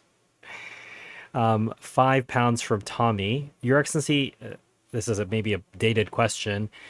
Would providing a falsified COVID vaccination record as a doctor, so I suppose you are the doctor providing this, is this a mortal or venial sin? Or receiving one as a patient, is this a mortal or a venial sin? I would say it's a mortal sin, because it's a lie. And it's a lie about a serious matter, and the very purpose of a certificate is to assert the truth. So I would say it's a mortal sin.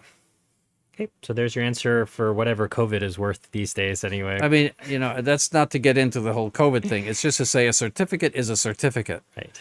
And if it lies, that's serious. Jackson Cray for $10. Thank you, Jackson. Does His Excellency have any opinion of or any experience with the new priests of the CSPV trained at Round Top? Despite obvious disagreements, they seem very pious and well trained. I have no experience with them whatsoever, so I just can't comment. Other than some of them may have been altar boys for you at some... Yes, I knew Bishop Carroll. I had him as a kid in school. Right. Back in the 1970s. But that's hardly experience with him as a priest. Yeah, so, no, I just... they are very, very closed. They don't, communicate with us in any way, and we have really no knowledge about what they do, what their training is, etc.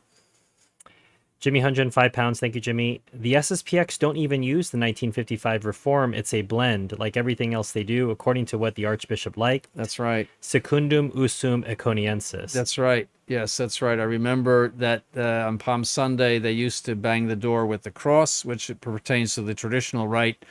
And the answer was, well, it's a nice rite, when asked. The rector of the seminary, and that was, he said that, it's a nice thing to do. And I think people don't realize just how disordered that is, Your Excellency, that you pick and choose what you want from the liturgy of the church based on your feelings. Oh, well, we like the door knocking, so we're going to put that into something that the church didn't authorize in 1962. Well, that doesn't make any sense. No. You take one rite that has been approved by the church and you follow it. The Greek word heresy means choosing. Right. Well, I'm thinking of the very famous confrontation Bishop Dolan had, never one to mince words, Bishop Dolan. And I think the confrontation with the Archbishop, and he said, well, who said that you could decide what the liturgy of the Roman Church is in relation to some of these disagreements? Who made you the decider of the liturgy of the Church? And I think there was an uncomfortable silence there for the Archbishop because he knew he wasn't. Well, he did. He liked some of the changes. When I went to Econ, we had the 1966 Mass. You've talked about that before, Yes, the ambo, yes. and He liked some of the changes. He did. He was, he liked the vernacular and things like that. follow up on the earlier question. Jerry Travers for $50. Thank you, Jerry. Can His Excellency clarify more about how people outside the faith can be saved? His explanations make it sound like people in the faith have a higher bar to jump. Those outside the faith still are subject to mortal sins and applying right reason.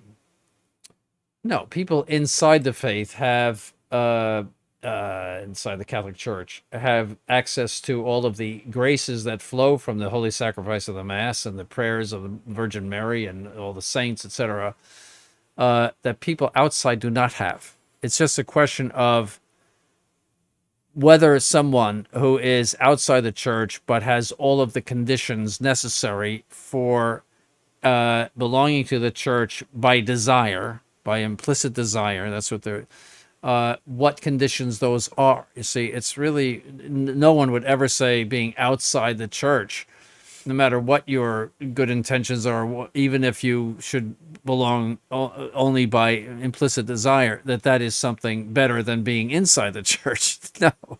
No, it's merely a theological question and an issue, you might say, and that's the answer, is that you have to, in order to be saved, you must belong to the Catholic Church in some way, either externally as a member, baptized Catholic, or by implicit desire.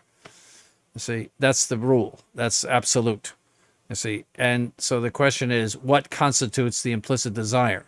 That is what is disputed. I suppose I'm always surprised I see there's so much curiosity about this question. It seems academic. What if so-and-so is doing such and such, that really your focus should be, you have to save your own soul, and we have the sacraments to assist us. As you say, we have so many helps as a Catholic, and even then it's difficult. I think it's the idea of Fenianism. You see, lay people do not like distinctions. They like it easy. If you're a Catholic, you can go to heaven. If you're a non-Catholic, you're going straight to hell. They like that, you see. And when you start making distinctions, when theologians start making distinctions, which are very good and true, they are uncomfortable with that because they generally don't understand them, you see, and they think it's a compromise. They like it nice and clear. Catholics go up, Protestants go down, and that's that. Right. I just noticed that about lay people. They don't like distinctions, whereas priests are used to distinctions. That you make many distinctions in it's all part. It's all part of the training, even in Yes. philosophy, as you talk about something virtualiter, that the acorn, Yes. the tree, and what Yes. that means, and that language helps you understand everything else, It's like a pope materialiter. In other words, a pope, as some might say. Yes. as he's is he half a pope, or as they get impatient with it. Either he is or he isn't, and there's nothing in between for them. But there is something in between, because there's two elements in the pope. One is his election, the other is his power, and those two things come from two different sources. And I think that sort of argument doesn't encounter the form and matter. They run through the sacraments, they run through the life of the church, that someone would look at this and say, well, this is a strange idea, formal material. Well, formal material runs through pretty much everything. St. Antoninus talked about the matter and form of the papacy. Right. The 1400s. Yeah, not exactly a novelty. Right. And not exactly a bad person either. Well, and this is, if you haven't already read this, His Excellency is alluding to a citation inside Father Desposito's article on apostolicity. I think Father Desposito provides the original Latin and also Yes. some translation. No, it's pretty highfalutin, though. Well, what does highfalutin mean to non-American English speakers, Your Excellency? It means that they won't understand half of it. I do think he wrote it in a fairly accessible manner. I had a chance to read it recently. I don't think it's too technical. Well, I marked it up. and rejected it 5 times. So, So the adjective is highfalutin. The in other words, the G is elided at the end. There's an apostrophe there. no, that's correct. Highfalutin. In is highfalutin. It's not a. There's no G there? No, Oh, I thought it was highfalutin it's a perfectly good English word. It Okay. means that it would be easily understood by those trained in theology. But I think the average layperson might get a little lost in it. Okay. But I still would recommend for people Yes, to yes. Read it 3 times. But you can put him on here and he can explain Right, it. Yeah. right. Traditional Catholic for $3 Canadian. Thank you. I recently purchased On Divine Revelation by Father Gregory Lagrange since it's being used in the apologetics course, but I'm concerned it may be over my head to read on my own. Do you have more accessible works that you'd recommend? Do you think that So on Divine That's Revelation? the very textbook that we use for. Do you think it's too technical for a layman? Yes, Okay. yes, especially the philosophical part. Can you recommend something less technical in the same vein? Off the top of my head, there are some very good works. I'd have to think about it. I have things on my shelf that I just can't remember right now, but Okay. there are some very good ones. But yes, he goes deep into philosophy in the first volume. The second volume is easier. But the first volume is deep philosophy, and no, I wouldn't recommend that for any layperson. Okay. Tommy for £5. Thank you, Tommy. Your Excellency, is the British Protestant monarchical system better in principle than the American secular constitutional system? The British, well, I mean, since 1688, the king has become a Christmas tree fixture in England. You know, he's a king without power, which is an absurd thing. So I think that the American is better in this sense that the king, quote unquote, the president, has power. He has a lot of power, actually, because he can veto, and it takes a 2/3 majority of Congress to override the veto. That's extremely difficult. So that means he has almost an absolute veto. And it's very difficult to remove him from power. Yes, as well. very difficult to remove him from power. So I think that, you know, a king without power is an absurdity. The only thing he can do is command the armed forces. I think the law courts belong to the king too. But Is the king the commander-in-chief in Yes, England? yes. Okay. Just read that the other day. But the declaration of war is Parliament. Hmm.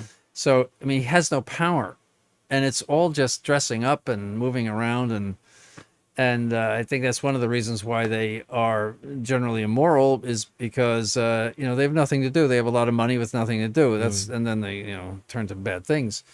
And so it's a constant scandal in England. You know, the royal family is involved in this, that, and the other thing. You know, and it's just, you know, that keeps the newspapers going. No, I think that once they chopped off the head of Charles II, things went downhill all the way. And, you know, no, their system, I think, is... Was it Charles the First? Charles I, yes. Charles I, they chopped off the head in 1649.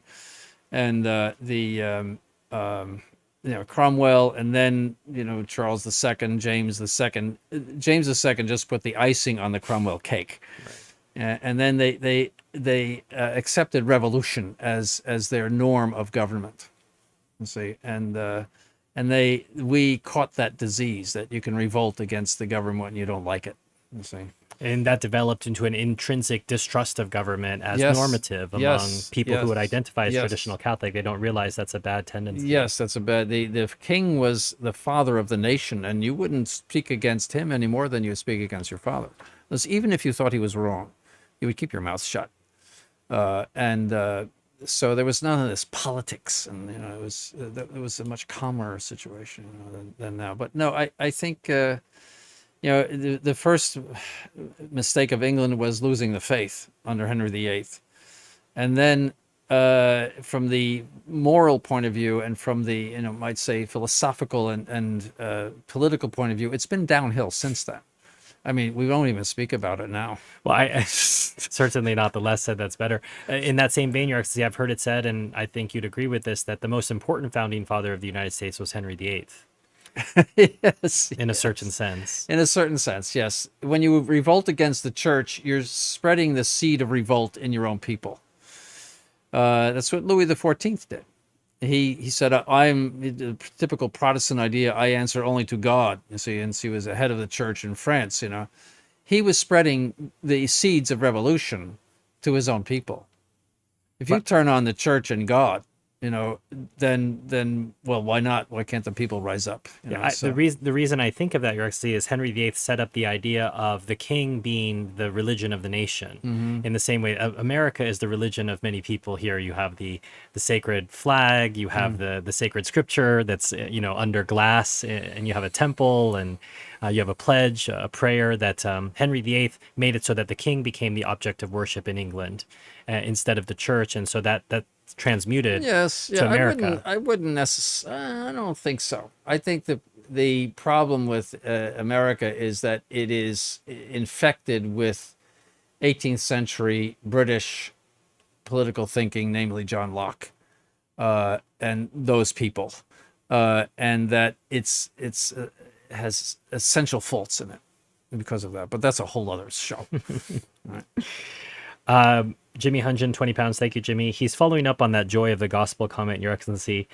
If this is truly the joy of the gospel, I can't say that Bergie exhibited such contentment. He often had a scowl, like a toddler who had his toys removed, except when surrounded by heretics, perverts, or pagans. Then he was all smiles. That's true. It's very true. He was grumpy. He was a very grumpy person. Yeah. LP for $10. Thank you, LP. What would His Excellency advise someone to do with items such as the Divine Mercy image from a past Novus Ordo life? Tear them up or burn them. No image of our Lord should just be thrown in the trash. You have to destroy it somehow first. I mean, it could be a worn out thing or something, but you want to destroy it, put it through a shredder, for example. That would be Okay, great. not just bury it. You want to destroy it No, somehow. you don't have to bury it. If even if it's blessed, if you destroy the thing, it loses its blessing. And if you have a reason to destroy it, for it might get marked up. It was in a flood or something like that. You might have a reason to destroy it, and so then you can throw it out. It's like Christmas cards, something like that. You shouldn't just throw a beautiful image of the Nativity in the garbage together with banana peels. You see, you should tear them up. Indeed. William Holland for $10. Thank you, William. Your Excellency, what would you recommend as a prayer guide during the Mass? St. Alphonsus' prayer book, translated to English in 1888, interests me, but it is basically out of print. Well, I like the prayer books better than the Missal. I don't think they're necessarily incompatible. It's not bad to follow in the Missal, but I think that the lay people are offering themselves through the sacrifice of the Mass, and a prayer book gives you those sentiments. The Missal is for the priest. You see, so it's not a bad idea to follow that, but I think that it lacks it fails to teach the true participation of the layperson is offering himself, his good works and sufferings, especially to God through the action of the priest at the altar. And I love those prayers, Your Excellency. We've referenced the Blessed Be God, the 1925 edition, yes. and they are now available in the Roman Catholic Media Store. And I put a link in the chat so you can buy a copy. So, William, there's a direct answer to your question, a book that His Excellency likes in this vein. Jimmy Hunjin for 20 pounds. Thank you, Jimmy. Is there a value in sending Institute articles or materials to the SSPX? I have been doing so, not in the manner of bombardment, but every once in a while I consider such a reality check to be a spiritual work of mercy. Well, I would answer that in my experience, there is no theology in their heads, in general. It's Archbishop Lefebvre is the prophet. And all we have to do is do what Archbishop Lefebvre told us to do, and then we will go to heaven and we're doing the right thing. That's as far as they get. They do not process theology, and I've had discussions with these people. Nothing gets through. There is no alarms that go off that maybe there's a contradiction or anything like that. So I think you're wasting your time. Well, and I think of an initiative of the French district, and I don't know if it still happens now, but for many years they had something called Letter to Our Fellow Priests, which they sent out to every priest in France at major cost. But even the notion of it, Letter to Our Fellow, oh, so we're in the same religion and we're doing the same things and you're our fellow priests. They're not even distinguishing in the letter itself, well, you are purporting to be priests, but you are in the Novus Ordo. And we would like to share these ideas with you. That even the SSPX has had this sort of idea. Yeah, no, it's. I think it's a waste of time until they get off of that idea that Archbishop Lefebvre was the prophet. It's impossible. Zvisky for $5. Thank you, Zvisky. Can doctrine develop an expression without contradicting prior formations?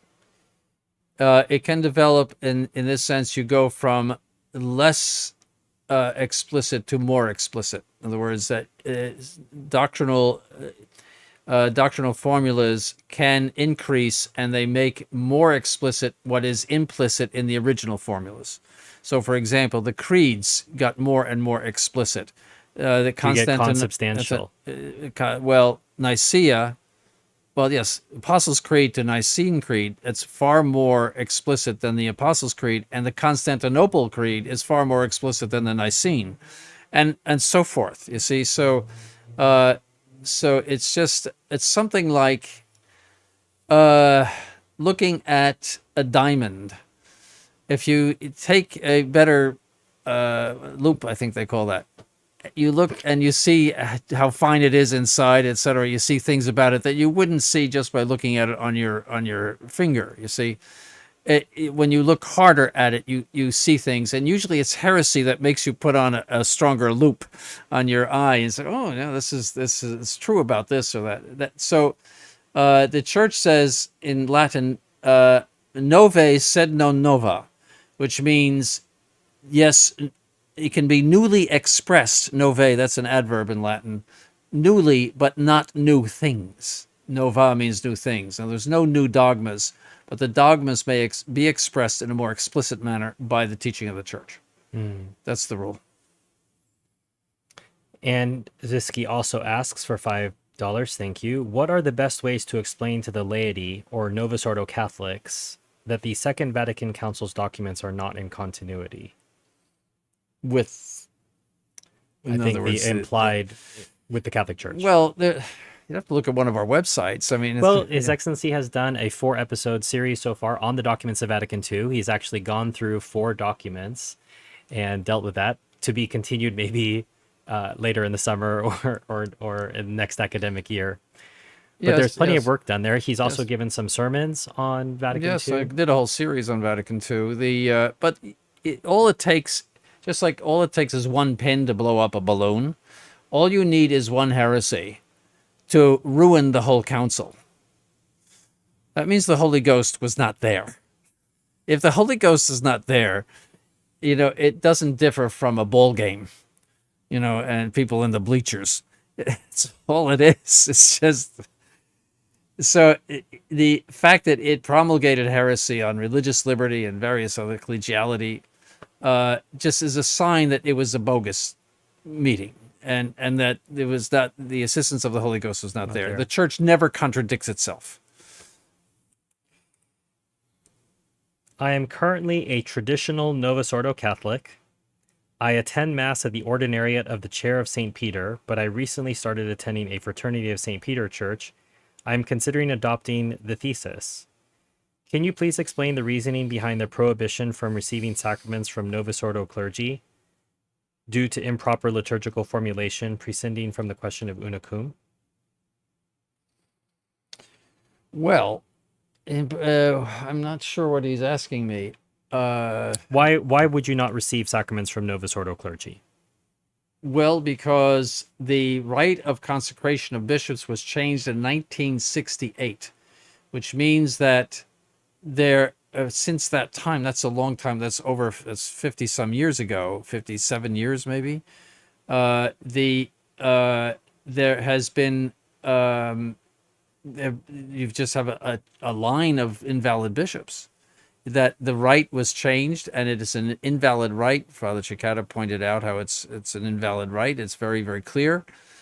So they can't make real priests. So you have a whole, the whole practically Novus Ordo clergy, except for maybe people very old that are in her nursing homes and things like that, are all invalid. So you're receiving invalid sacraments. So that's reason number one.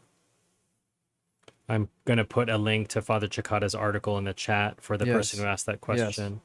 So, I mean, firstly, it's a question of validity, but then further on the question of una cum, Yes, even if they were valid. Is Leo the Pope or not? If he is, then we should all be obeying him, and we should have his name in the canon and everything else.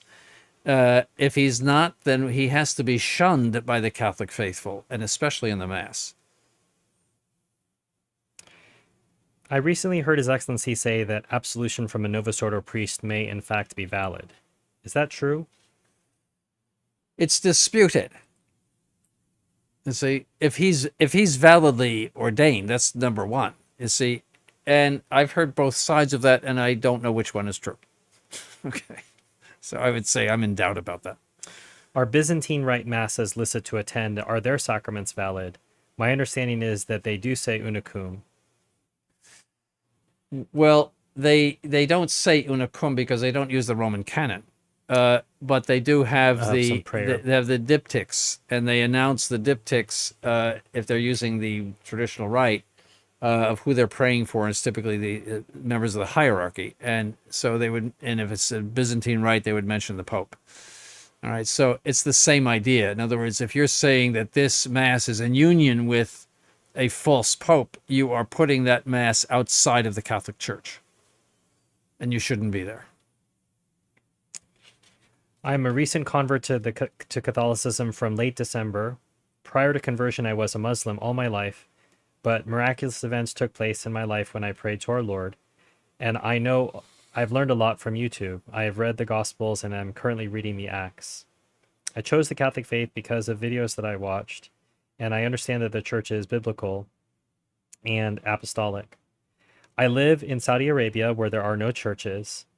I believe that our Lord is the Son of God the Father, and that the Father, Son, and Holy Ghost are part of one Godhead. I believe in the communion of the saints as they are living and perfected in the church. What are the next steps for me?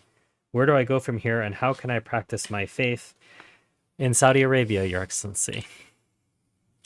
We're going from Buffalo, New York to yes, Saudi Arabia. I think Jeddah. we would get our heads chopped off if we went to establish a mass center in Mecca. I would say he's got to get to Europe, or Europe. I don't see how we can come to him. I just don't see it. I mean, it's absolutely forbidden in Saudi Arabia. They consider that the Holy Land. And he'd have to relocate out of Saudi Arabia. Somewhere out of Saudi Arabia. I mean, but what is there? I mean, I'm just trying to think. Father Trauner goes to Romania. I'm just trying to think of what's close. That's probably the closest that there is to where he lives. If he could get up to there, that would be something, or Italy maybe. But even if it's once a year, if he has to save up a lot of money or something like that. I'd say it's not an easy time to fly in that part of the world no, at the moment. It's not a time to So move maybe around. an academic question. Yeah, well, right now, but I mean, maybe, shortly he could. Yeah, God willing. So. Jimmy Hunjin, 10 pounds. Thank you, Jimmy. Challoner's Garden of the Soul and the Treasury of the Sacred Heart are my favorite devotional works. I'd love to see these make a return to the pews rather than only seeing hand missals. I think you were alluding to that, Your Excellency, that people can take advantage of different devotions. Yeah, I'm not familiar with that. That's, I assume, Bishop Challoner, who revised the Vulgate, but Douay Rheims, rather. And I don't know much about him, though, except the beer masses. Yes. Very, very famous in the history of the recusancy. It sounds so church. horrible. But desperate times call for desperate measures. Yes, somebody gave me, I don't know who sent me, the Bishop Challoner's stories of all the martyrs of England. I've been reading some of them. Somebody sent that. Was it Jimmy Hunjin, maybe? It could have been. Yes. And it's really good.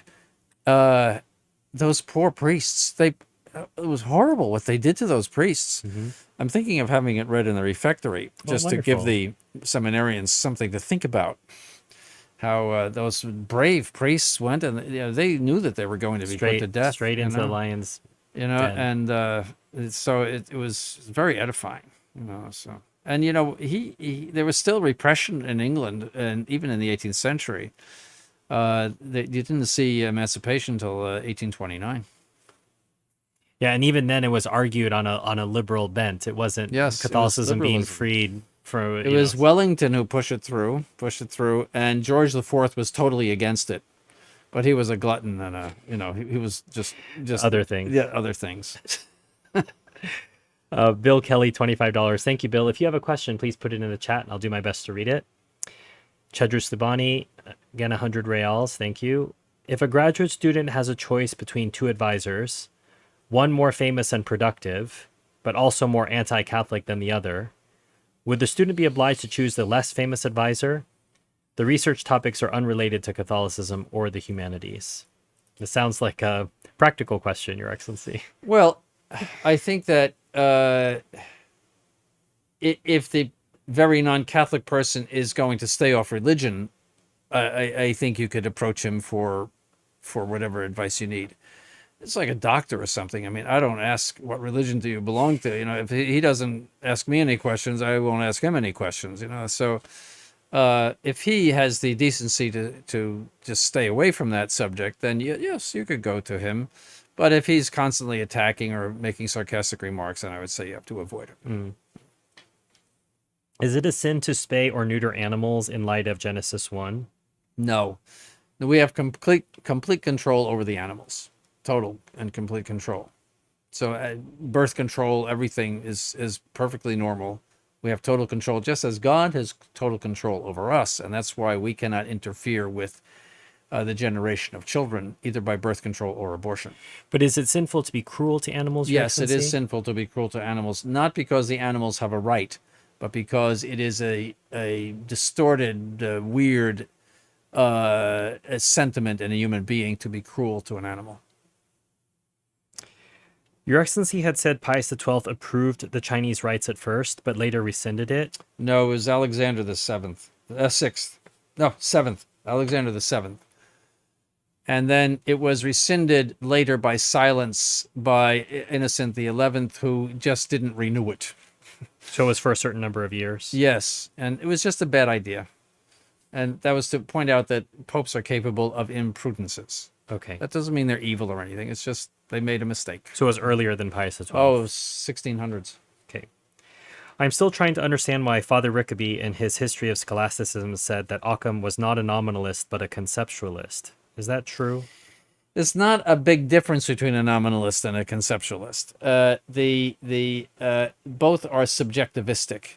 The idea being that a nominalist merely says that your concepts, all you know is names. You see similar things and you give them similar names, but you don't really have an impression of the essence.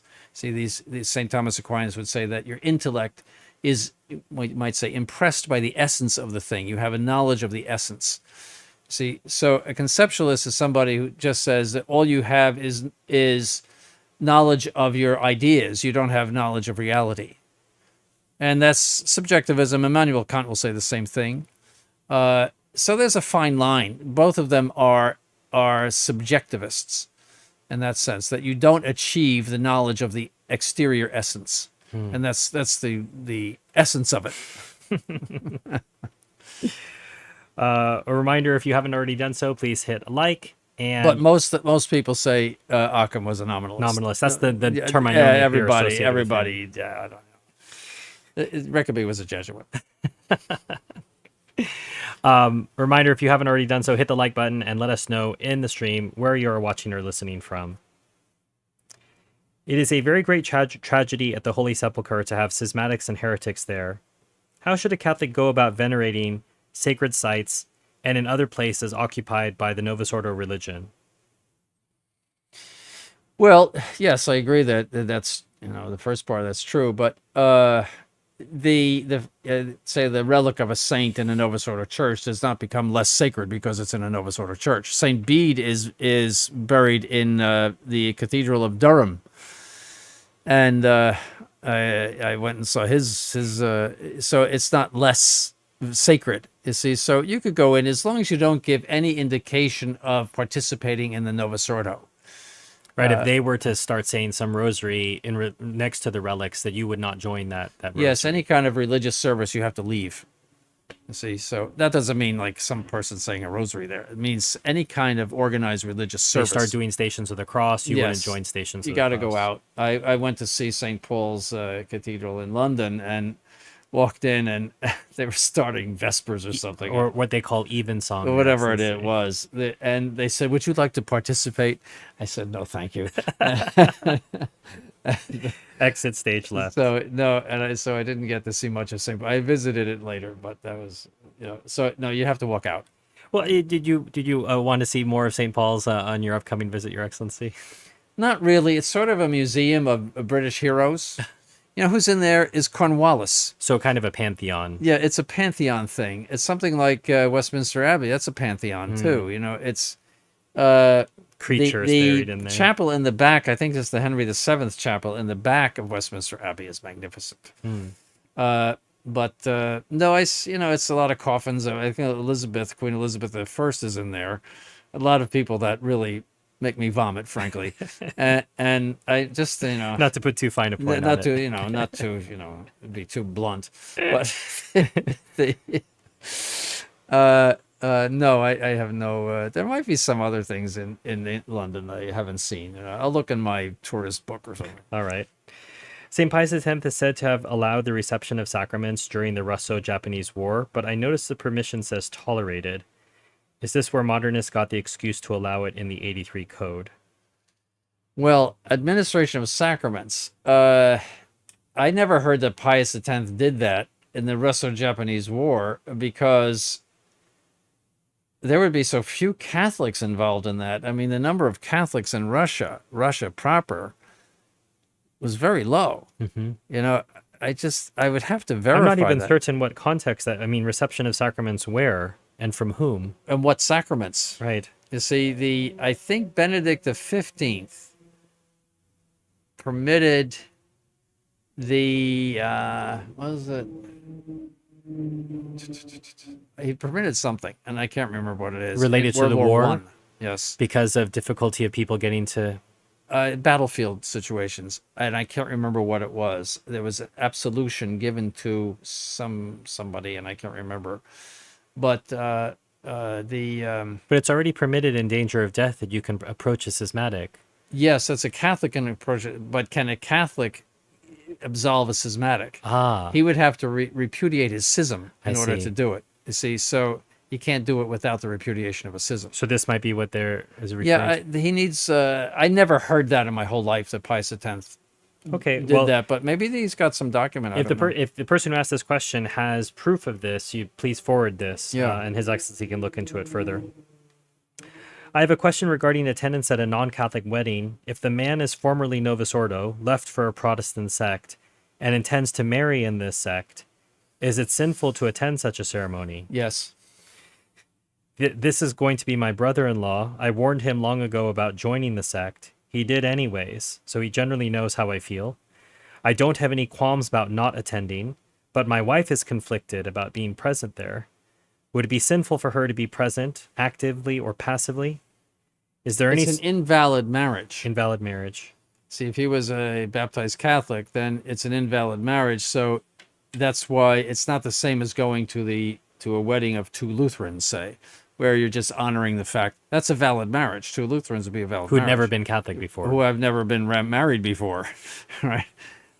So you could go and passively participate, but when something invalid is happening at the altar, you cannot participate in that. You're giving consent to it, and by your presence, and that's the reason for that. And laity always asks this follow-up question, Your Excellency. So we had that bar mitzvah question, and someone said, well, can I go to the reception of the bar mitzvah? And so someone here says, would it be permitted to skip the ceremony and simply attend the dinner? No, it is the same thing. You're giving consent.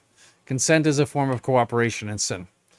It's like driving the getaway car after a right. I didn't rob the bank. I just drove the car. Drove the car, right. I would like to know your opinion of the book entitled Who Moved the Stone by Frank Morrison, published in 1930. Do you recommend it or suggest that I not read it? I never heard of it, so I have no opinion about it. His Excellency does have many books, but sometimes I feel these questions might feel like His Excellency is a walking encyclopedia, so he can't give an opinion on a book he hasn't read. Is Father James Meagher's How Christ Said the First Mass worth reading, or are there better alternatives? I never read it. I have no opinion about it. Okay. While modernist scriptural studies before and after Vatican II are out of the question, what are some good recommendations for genuine scriptural studies that confirm the faith with true history and archaeology? The only author I can think of who is safe is Breen, Breen. He was a professor at the seminary in Rochester, New York, during the 1930s, and he's very anti-rationalist. So I would say that would be something safe. But after 1940, I would say they're all tainted, to a greater or lesser extent. The scripture studies. I'm hesitant to share this because I just like to save this link for myself to buy after the live stream. But A General Introduction to Holy Scripture by A.E. Breen. That's it. PhD, DD, $29.99. I'm sharing it in the chat out of charity because otherwise I just saved the link for myself so I could buy it after the stream. But it's available for $29.99 on eBay, American eBay, if you're interested.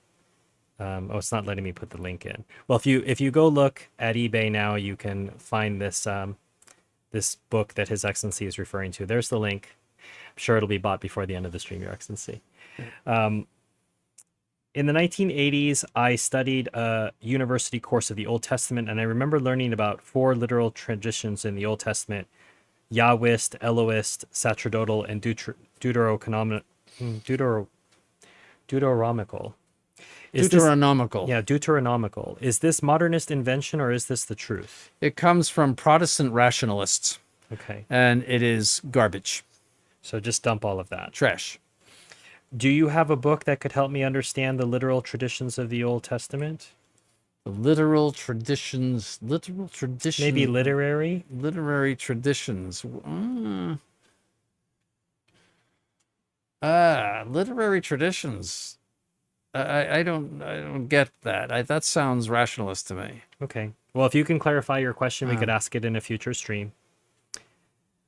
Your Excellency, do you remember what your reaction was to the Ecclesia Dei groups forming in 1988? Do you remember what you thought? I thought that they were at least consistent. In other words, if he's the Pope, we obey him. That's consistent. Right. I did not agree that John Paul II was the Pope. But if you're saying that he is, then he condemns the consecrations and he gives you an open door to something that is in communion with him. If he's the Pope, you've got to do that.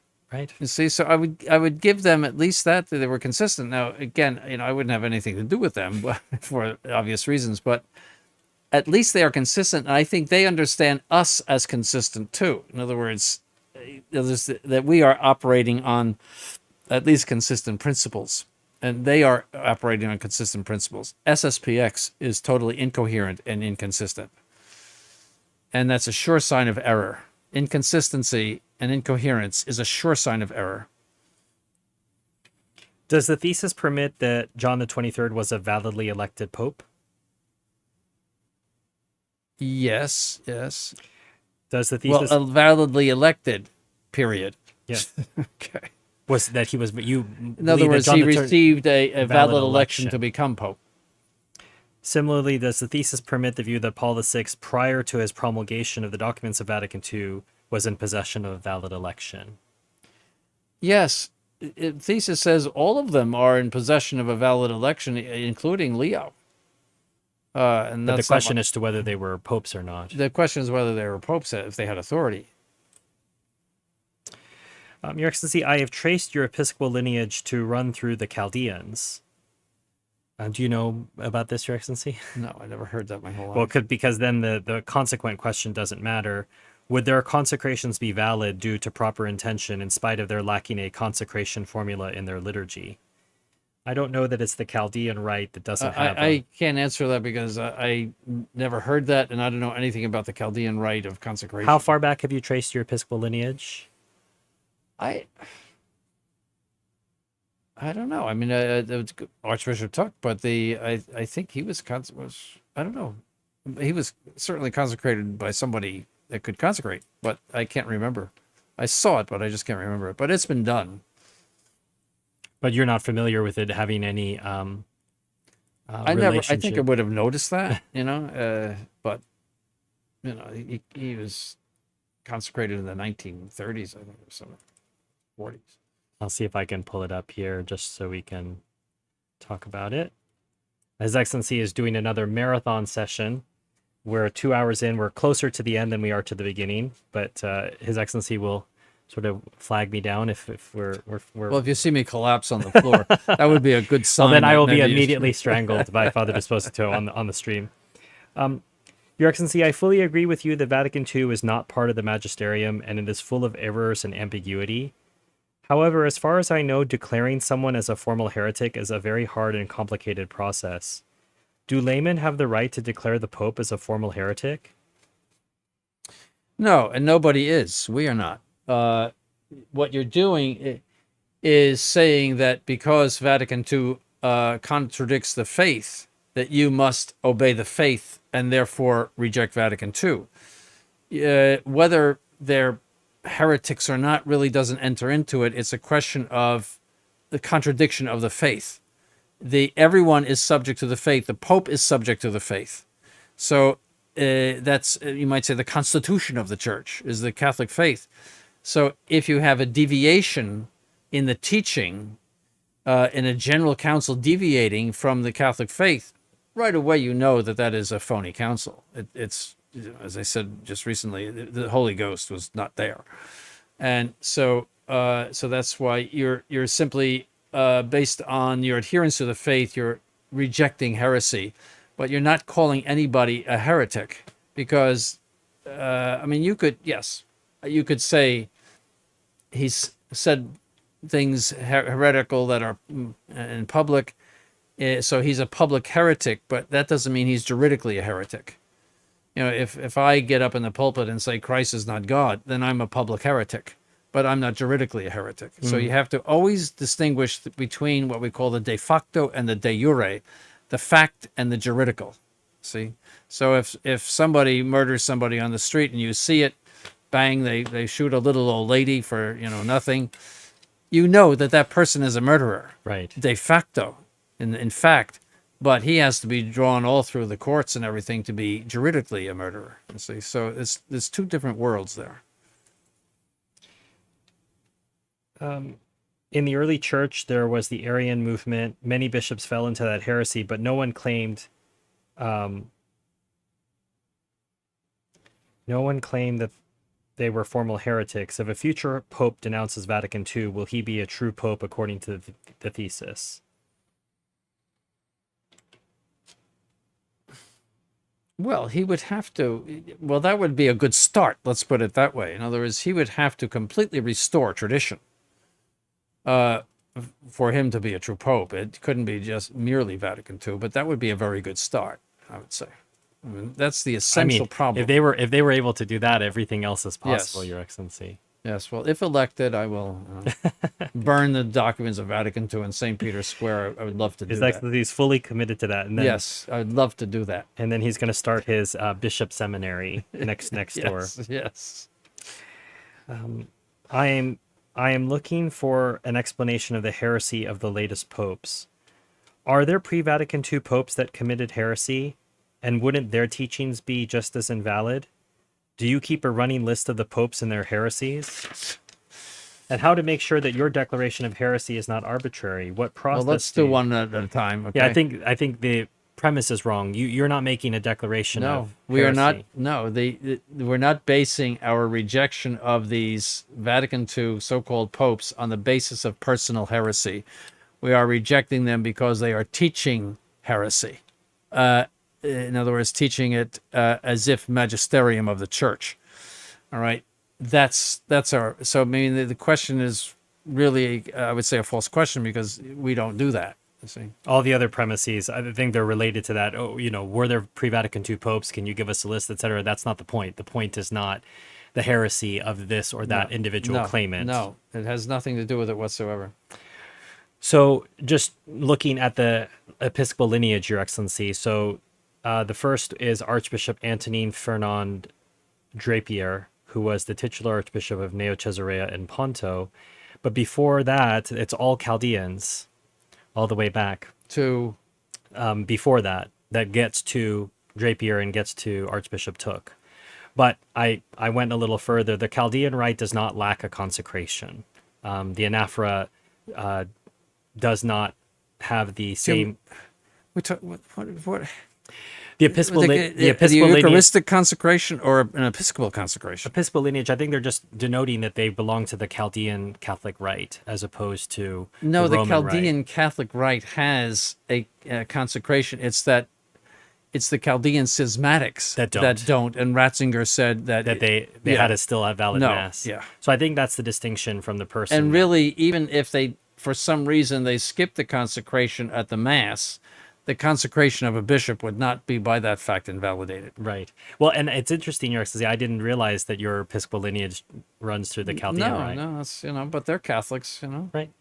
There's quite a few of them in Detroit, actually. Oh, really? Yeah, Chaldeans. Yeah. Do you recognize Novus Ordo sacraments as invalid and illicit? Didn't I answer that already? Well, no, SSPX. So this someone's asking Novus Novus Ordo, Ordo. yeah, they're invalid because I would say 90% of their priests are invalidly consecrated, ordained, and illicit because they are Novus Ordo. In other words, this is a new religion, and only the Catholic faith has the ability to, or has the permission from Christ to use the sacraments. In other words, the sacraments used outside of the Catholic Church are illicit, yes, even if valid, yes, but these are not valid sacraments. I think the same person who'd asked you about the declaration of heresy is following up here, Your Excellency. The church had anti-popes in the past, yet the faithful did not leave the church. If everyone had left the church during the first anti-pope, we wouldn't have a church today. What is the difference between anti-popes of yesteryear versus the anti-popes of today? There has never been in the history of the church any pope or anti-pope who taught heresy as magisterium. So the analogy falls apart. It just is not there. And the idea the faithful did not leave the church. So the Well, secondary probably premise talking is about wrong. the Great Western Schism, in which the historians say there was a schism but no schismatics, and in other words, that everyone thought that he was following a true pope.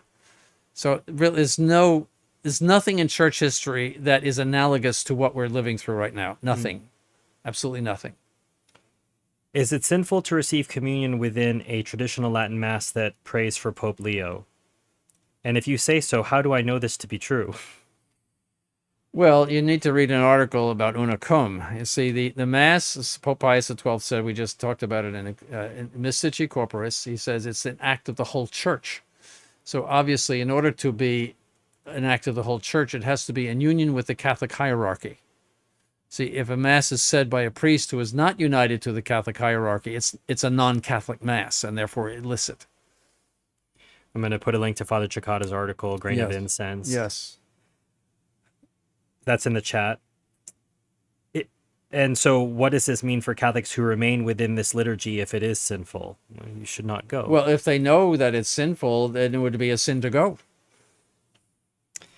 Do you think Scorzelli's crucifix staff used by various Vatican II popes was based on Matthias Grunewald's depiction of the crucifixion? Is it permissible to even show the crossbar bent downwards in any depiction? Some may argue that these styles are more realistic and better, but other people have a problem apprehending true beauty.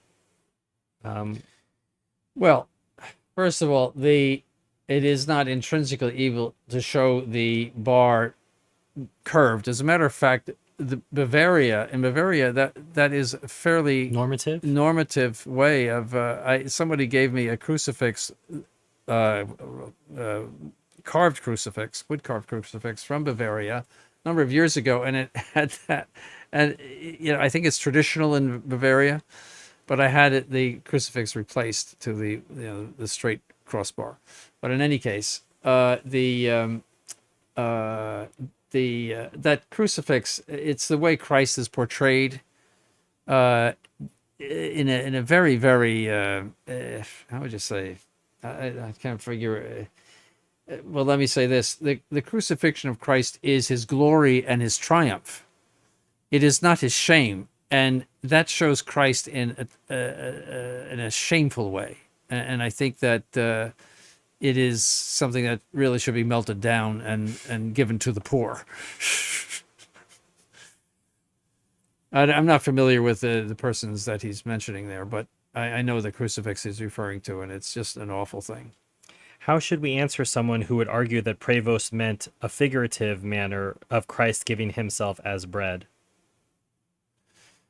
Well, interpretation is based on how you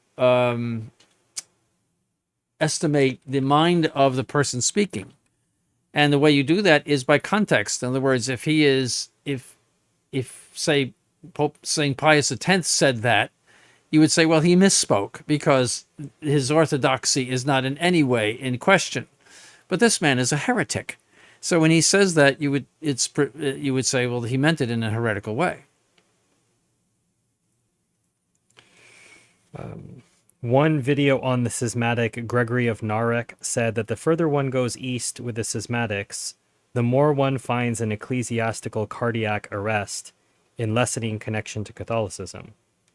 Do you think that this is the heresy of partial communion? I don't understand that question at all. The further one goes east... I know I heard it, but I don't understand it. Well, if whoever formulated that question can come up with something clearer for His Excellency, we could answer that in the future. Some SSPX clergy and laity seem to have a certain kind of following of one's own will, erroneously opposing faith to obedience, as well as cliquishness and favoritism. It is like everything is a free-for-all at chapels, when it could threaten the interests of the clergy, which are too often hidden. I can't comment on that either because I'm not there. It's a... Someone has mentioned regarding from Chedrus Labani, 100 reals. Thank you, Chedrus. Regarding the absence of a consecration formula in the anaphora of the rite of the Assyrian Church of the East, I can recommend an article by His Excellency called O Sacrament Unholy, and I'm putting a link to that in the description. It is very challenging to explain how Paul VI, John Paul II, and Benedict XVI were not true popes due to long careers and influence. Do you think eventually these will subside and people will think more? How do we foster objective thought? Well, objectivity is not one of the virtues of the 21st century, for one thing. No, we live in a very subjectivistic society and culture. It's whatever you think and whatever you follow, whatever your instincts are, and so forth. So, I mean, I don't know the answer to that question. All right, we're heading into the final 12 minutes of the live stream. So if you have a chat that you'd like to put forward to His Excellency, please feel free to do that now. Otherwise, if it comes too late, we'll have to put it on to the next live stream, which will be a Questions for the Rector on the MHT Seminary channel next month. It's almost the end of April, Your Excellency. It's been flying by. Telling me. What do you think of C.S. Lewis and the Chronicles of Narnia series? I never read C.S. Lewis, and I know virtually nothing about him. So no comment, really. Mm-hmm. Marie Catherine for $5. Thank you, Marie. Is there in the Bible a similar situation to the position we're in today? And she offered Judges 21. And she said 25, but there's no 25th verse, so I'll read the 24th verse. The children of Israel also returned by their tribes and families to their dwellings. In those days there was no king in Israel, but everyone did that which seemed right to himself. I think that's a very stretched analogy. The kings of Israel to the Pope. I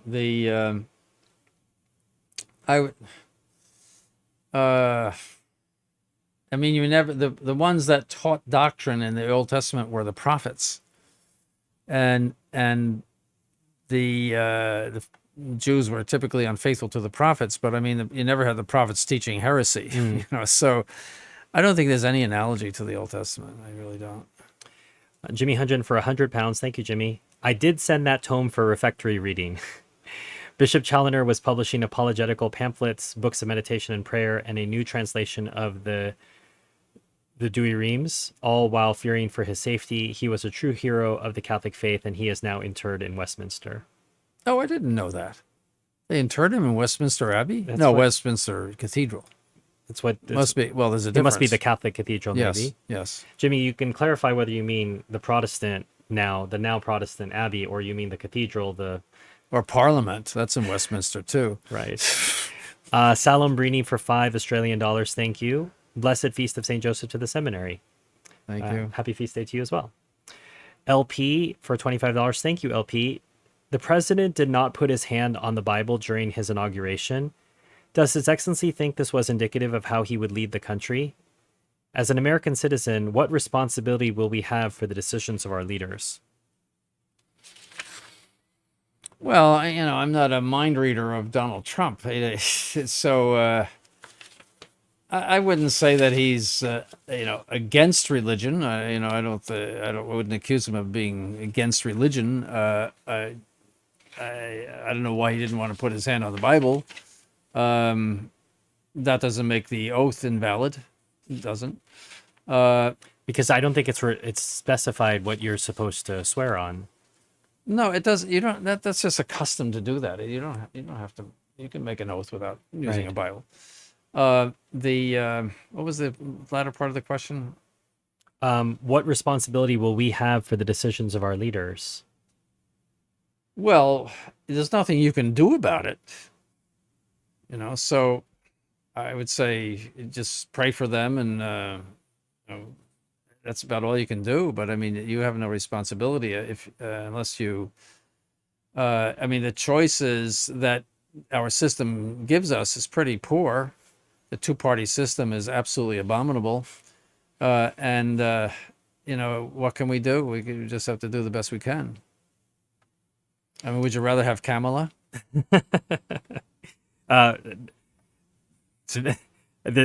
The situation is so strange now, Your Excellency. I don't know what to think. Right. I'm an American, 71 years old. I struggle comprehending the idea of a state religion, especially in light of the corruption of the Vatican.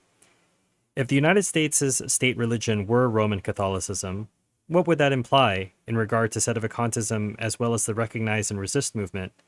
Wouldn't the state be obliged to shut down these sects or deny their First Amendment constitutional right? Well, if the U.S.'s state religion was Roman Catholicism, there wouldn't be a First Amendment. Right. Yeah.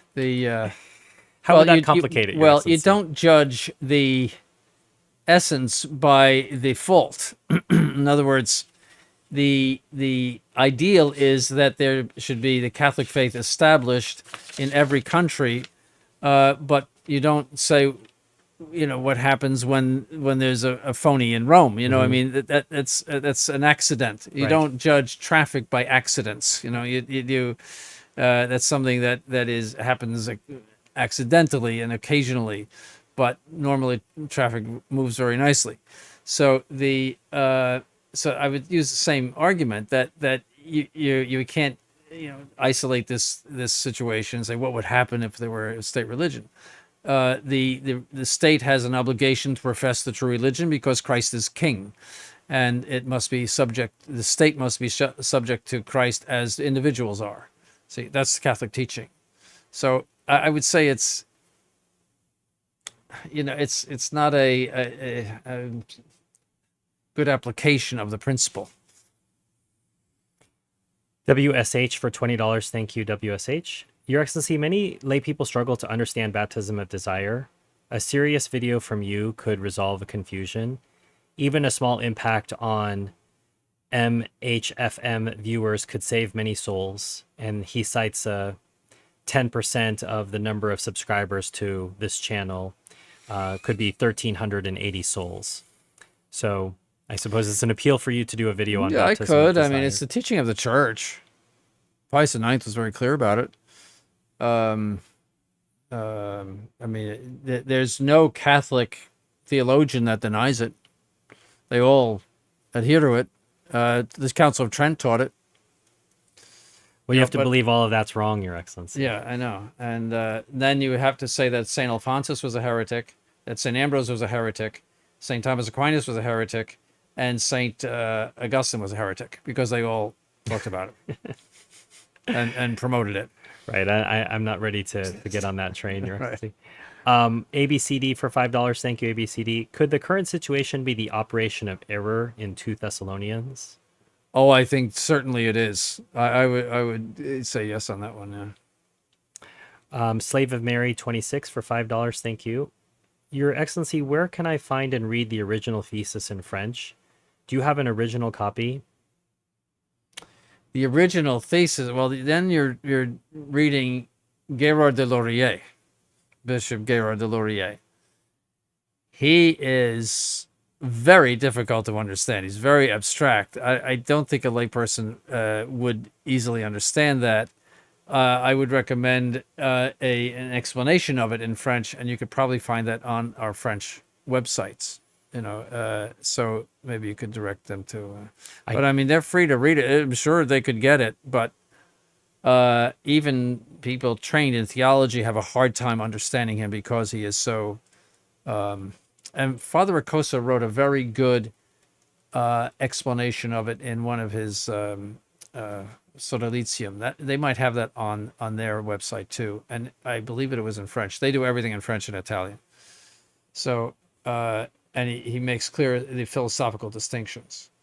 But for a lay person, you would have to be very well versed in Thomistic philosophy in order to understand Bishop Gérard de Laurier. I'm putting a link to Father Dutertre's French website, and if you'd like, you can email him and try to get a hold of what His Excellency is referring to. Yeah, he'll put, and he speaks perfect English, so you can talk to him in English. It's not his favorite language to use, but he does use he it. Condescends to speak this barbaric tongue that we have. Yes. I'm being facetious. Well, we're wrapping up the stream. Your Excellency, 2.5 hours. Thank you you're the one who's sitting there and I just read the questions. It's not this as is the difficult hot for me, seat. but you're the one having to answer all the questions. I don't think a lot of people have realized. So we've done 2 live streams this month, but so much has happened since before Easter. Really, I feel as if an entire history has happened, and as we're heading into May, His Excellency is heading to Europe. His schedules will be published on social media this Friday. It's Wednesday as we do this live stream. So if you are interested, people have been messaging from around Europe who would like to see His Excellency, and that those details will be available for you. The key dates to keep in mind would be May the 17th, for example, in England. If you manage to get towards the Reading area in England, and in Nantes towards the end. So His Excellency returns on the 25th. But the weekend prior to that are the dates that you'd want to keep in mind if you wanted to see His Excellency in Nantes. But other than that, he's traveling around on private business, so he wouldn't necessarily be available. So if you want to see him, you'll want to catch him in England or in France, and those details will be published on social media and on Friday. So if you'd like to find out, just follow any of the social media channels of the seminary, including our Telegram channel, and you'll get access to all of those. It's going to be a lot of work for you on that trip, Your Excellency. So not really time off from the seminary, but not time off.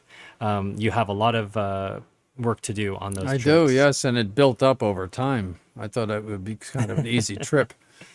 But. And since our last live stream, you've welcomed a new seminarian here as well, Your Excellency. From the People's Republic. Yes, from the People's Republic of China. A first in all of your years. Yes, I never thought we would see anybody from the People's Republic of China, and what they called in your age growing up, Your Excellency, a Chinaman, coming over. A Chinaman, yes, but we always called it Communist China too, or Red Right. China. Right. That was the term for it until there was this A red entente Chinese. with Nixon. Then it became mainland China. Yeah, unfortunately. But it was Red China, and yes, I mean it's a very different place from our own. So, but he's very desirous to be a priest, and we hope that he makes it through. He's learning Latin right now. Could you imagine a Chinese learning Latin? I know, it's extraordinary. And I asked him a few words, and like, how do you say cat? And he says Mao, and so I said Mao. And he said, no, that's not it. I was like, don't. So they have an melodiousness intonation. They almost sing their language, and the intonations are very, very difficult. I mean, difficult for us and very subtle. I mean, he had to say it a number of times before I could really distinguish it. Finally, he told me I said it right. So I know I speak Chinese now. Pretty much an expert. Pretty much Yes, an yeah. expert. And also, haha. That means you're changing tone for some reason. When we were interviewing him, we have a person from Malaysia here, and he knows Mandarin Chinese, and he was always saying haha, and I'm thinking, haha, what are you laughing at? And he said it's a sign that you're changing tone and that you're indicating some other meaning. It's very interesting. I always was mystified by Oriental languages. Well, you'll be learning more over the years if he perseveres, Your Excellency. Yes, that's right. Well, as always, we want to thank you for your time. Watchers and listeners, if you're watching this afterwards on the replay, please remember you can still hit the like button. You can still send donations afterwards using super stickers. And if you'd like, you can always come to the donation page on either the Institute website or the Seminary website and send a donation. You can send questions using the Contact Us form.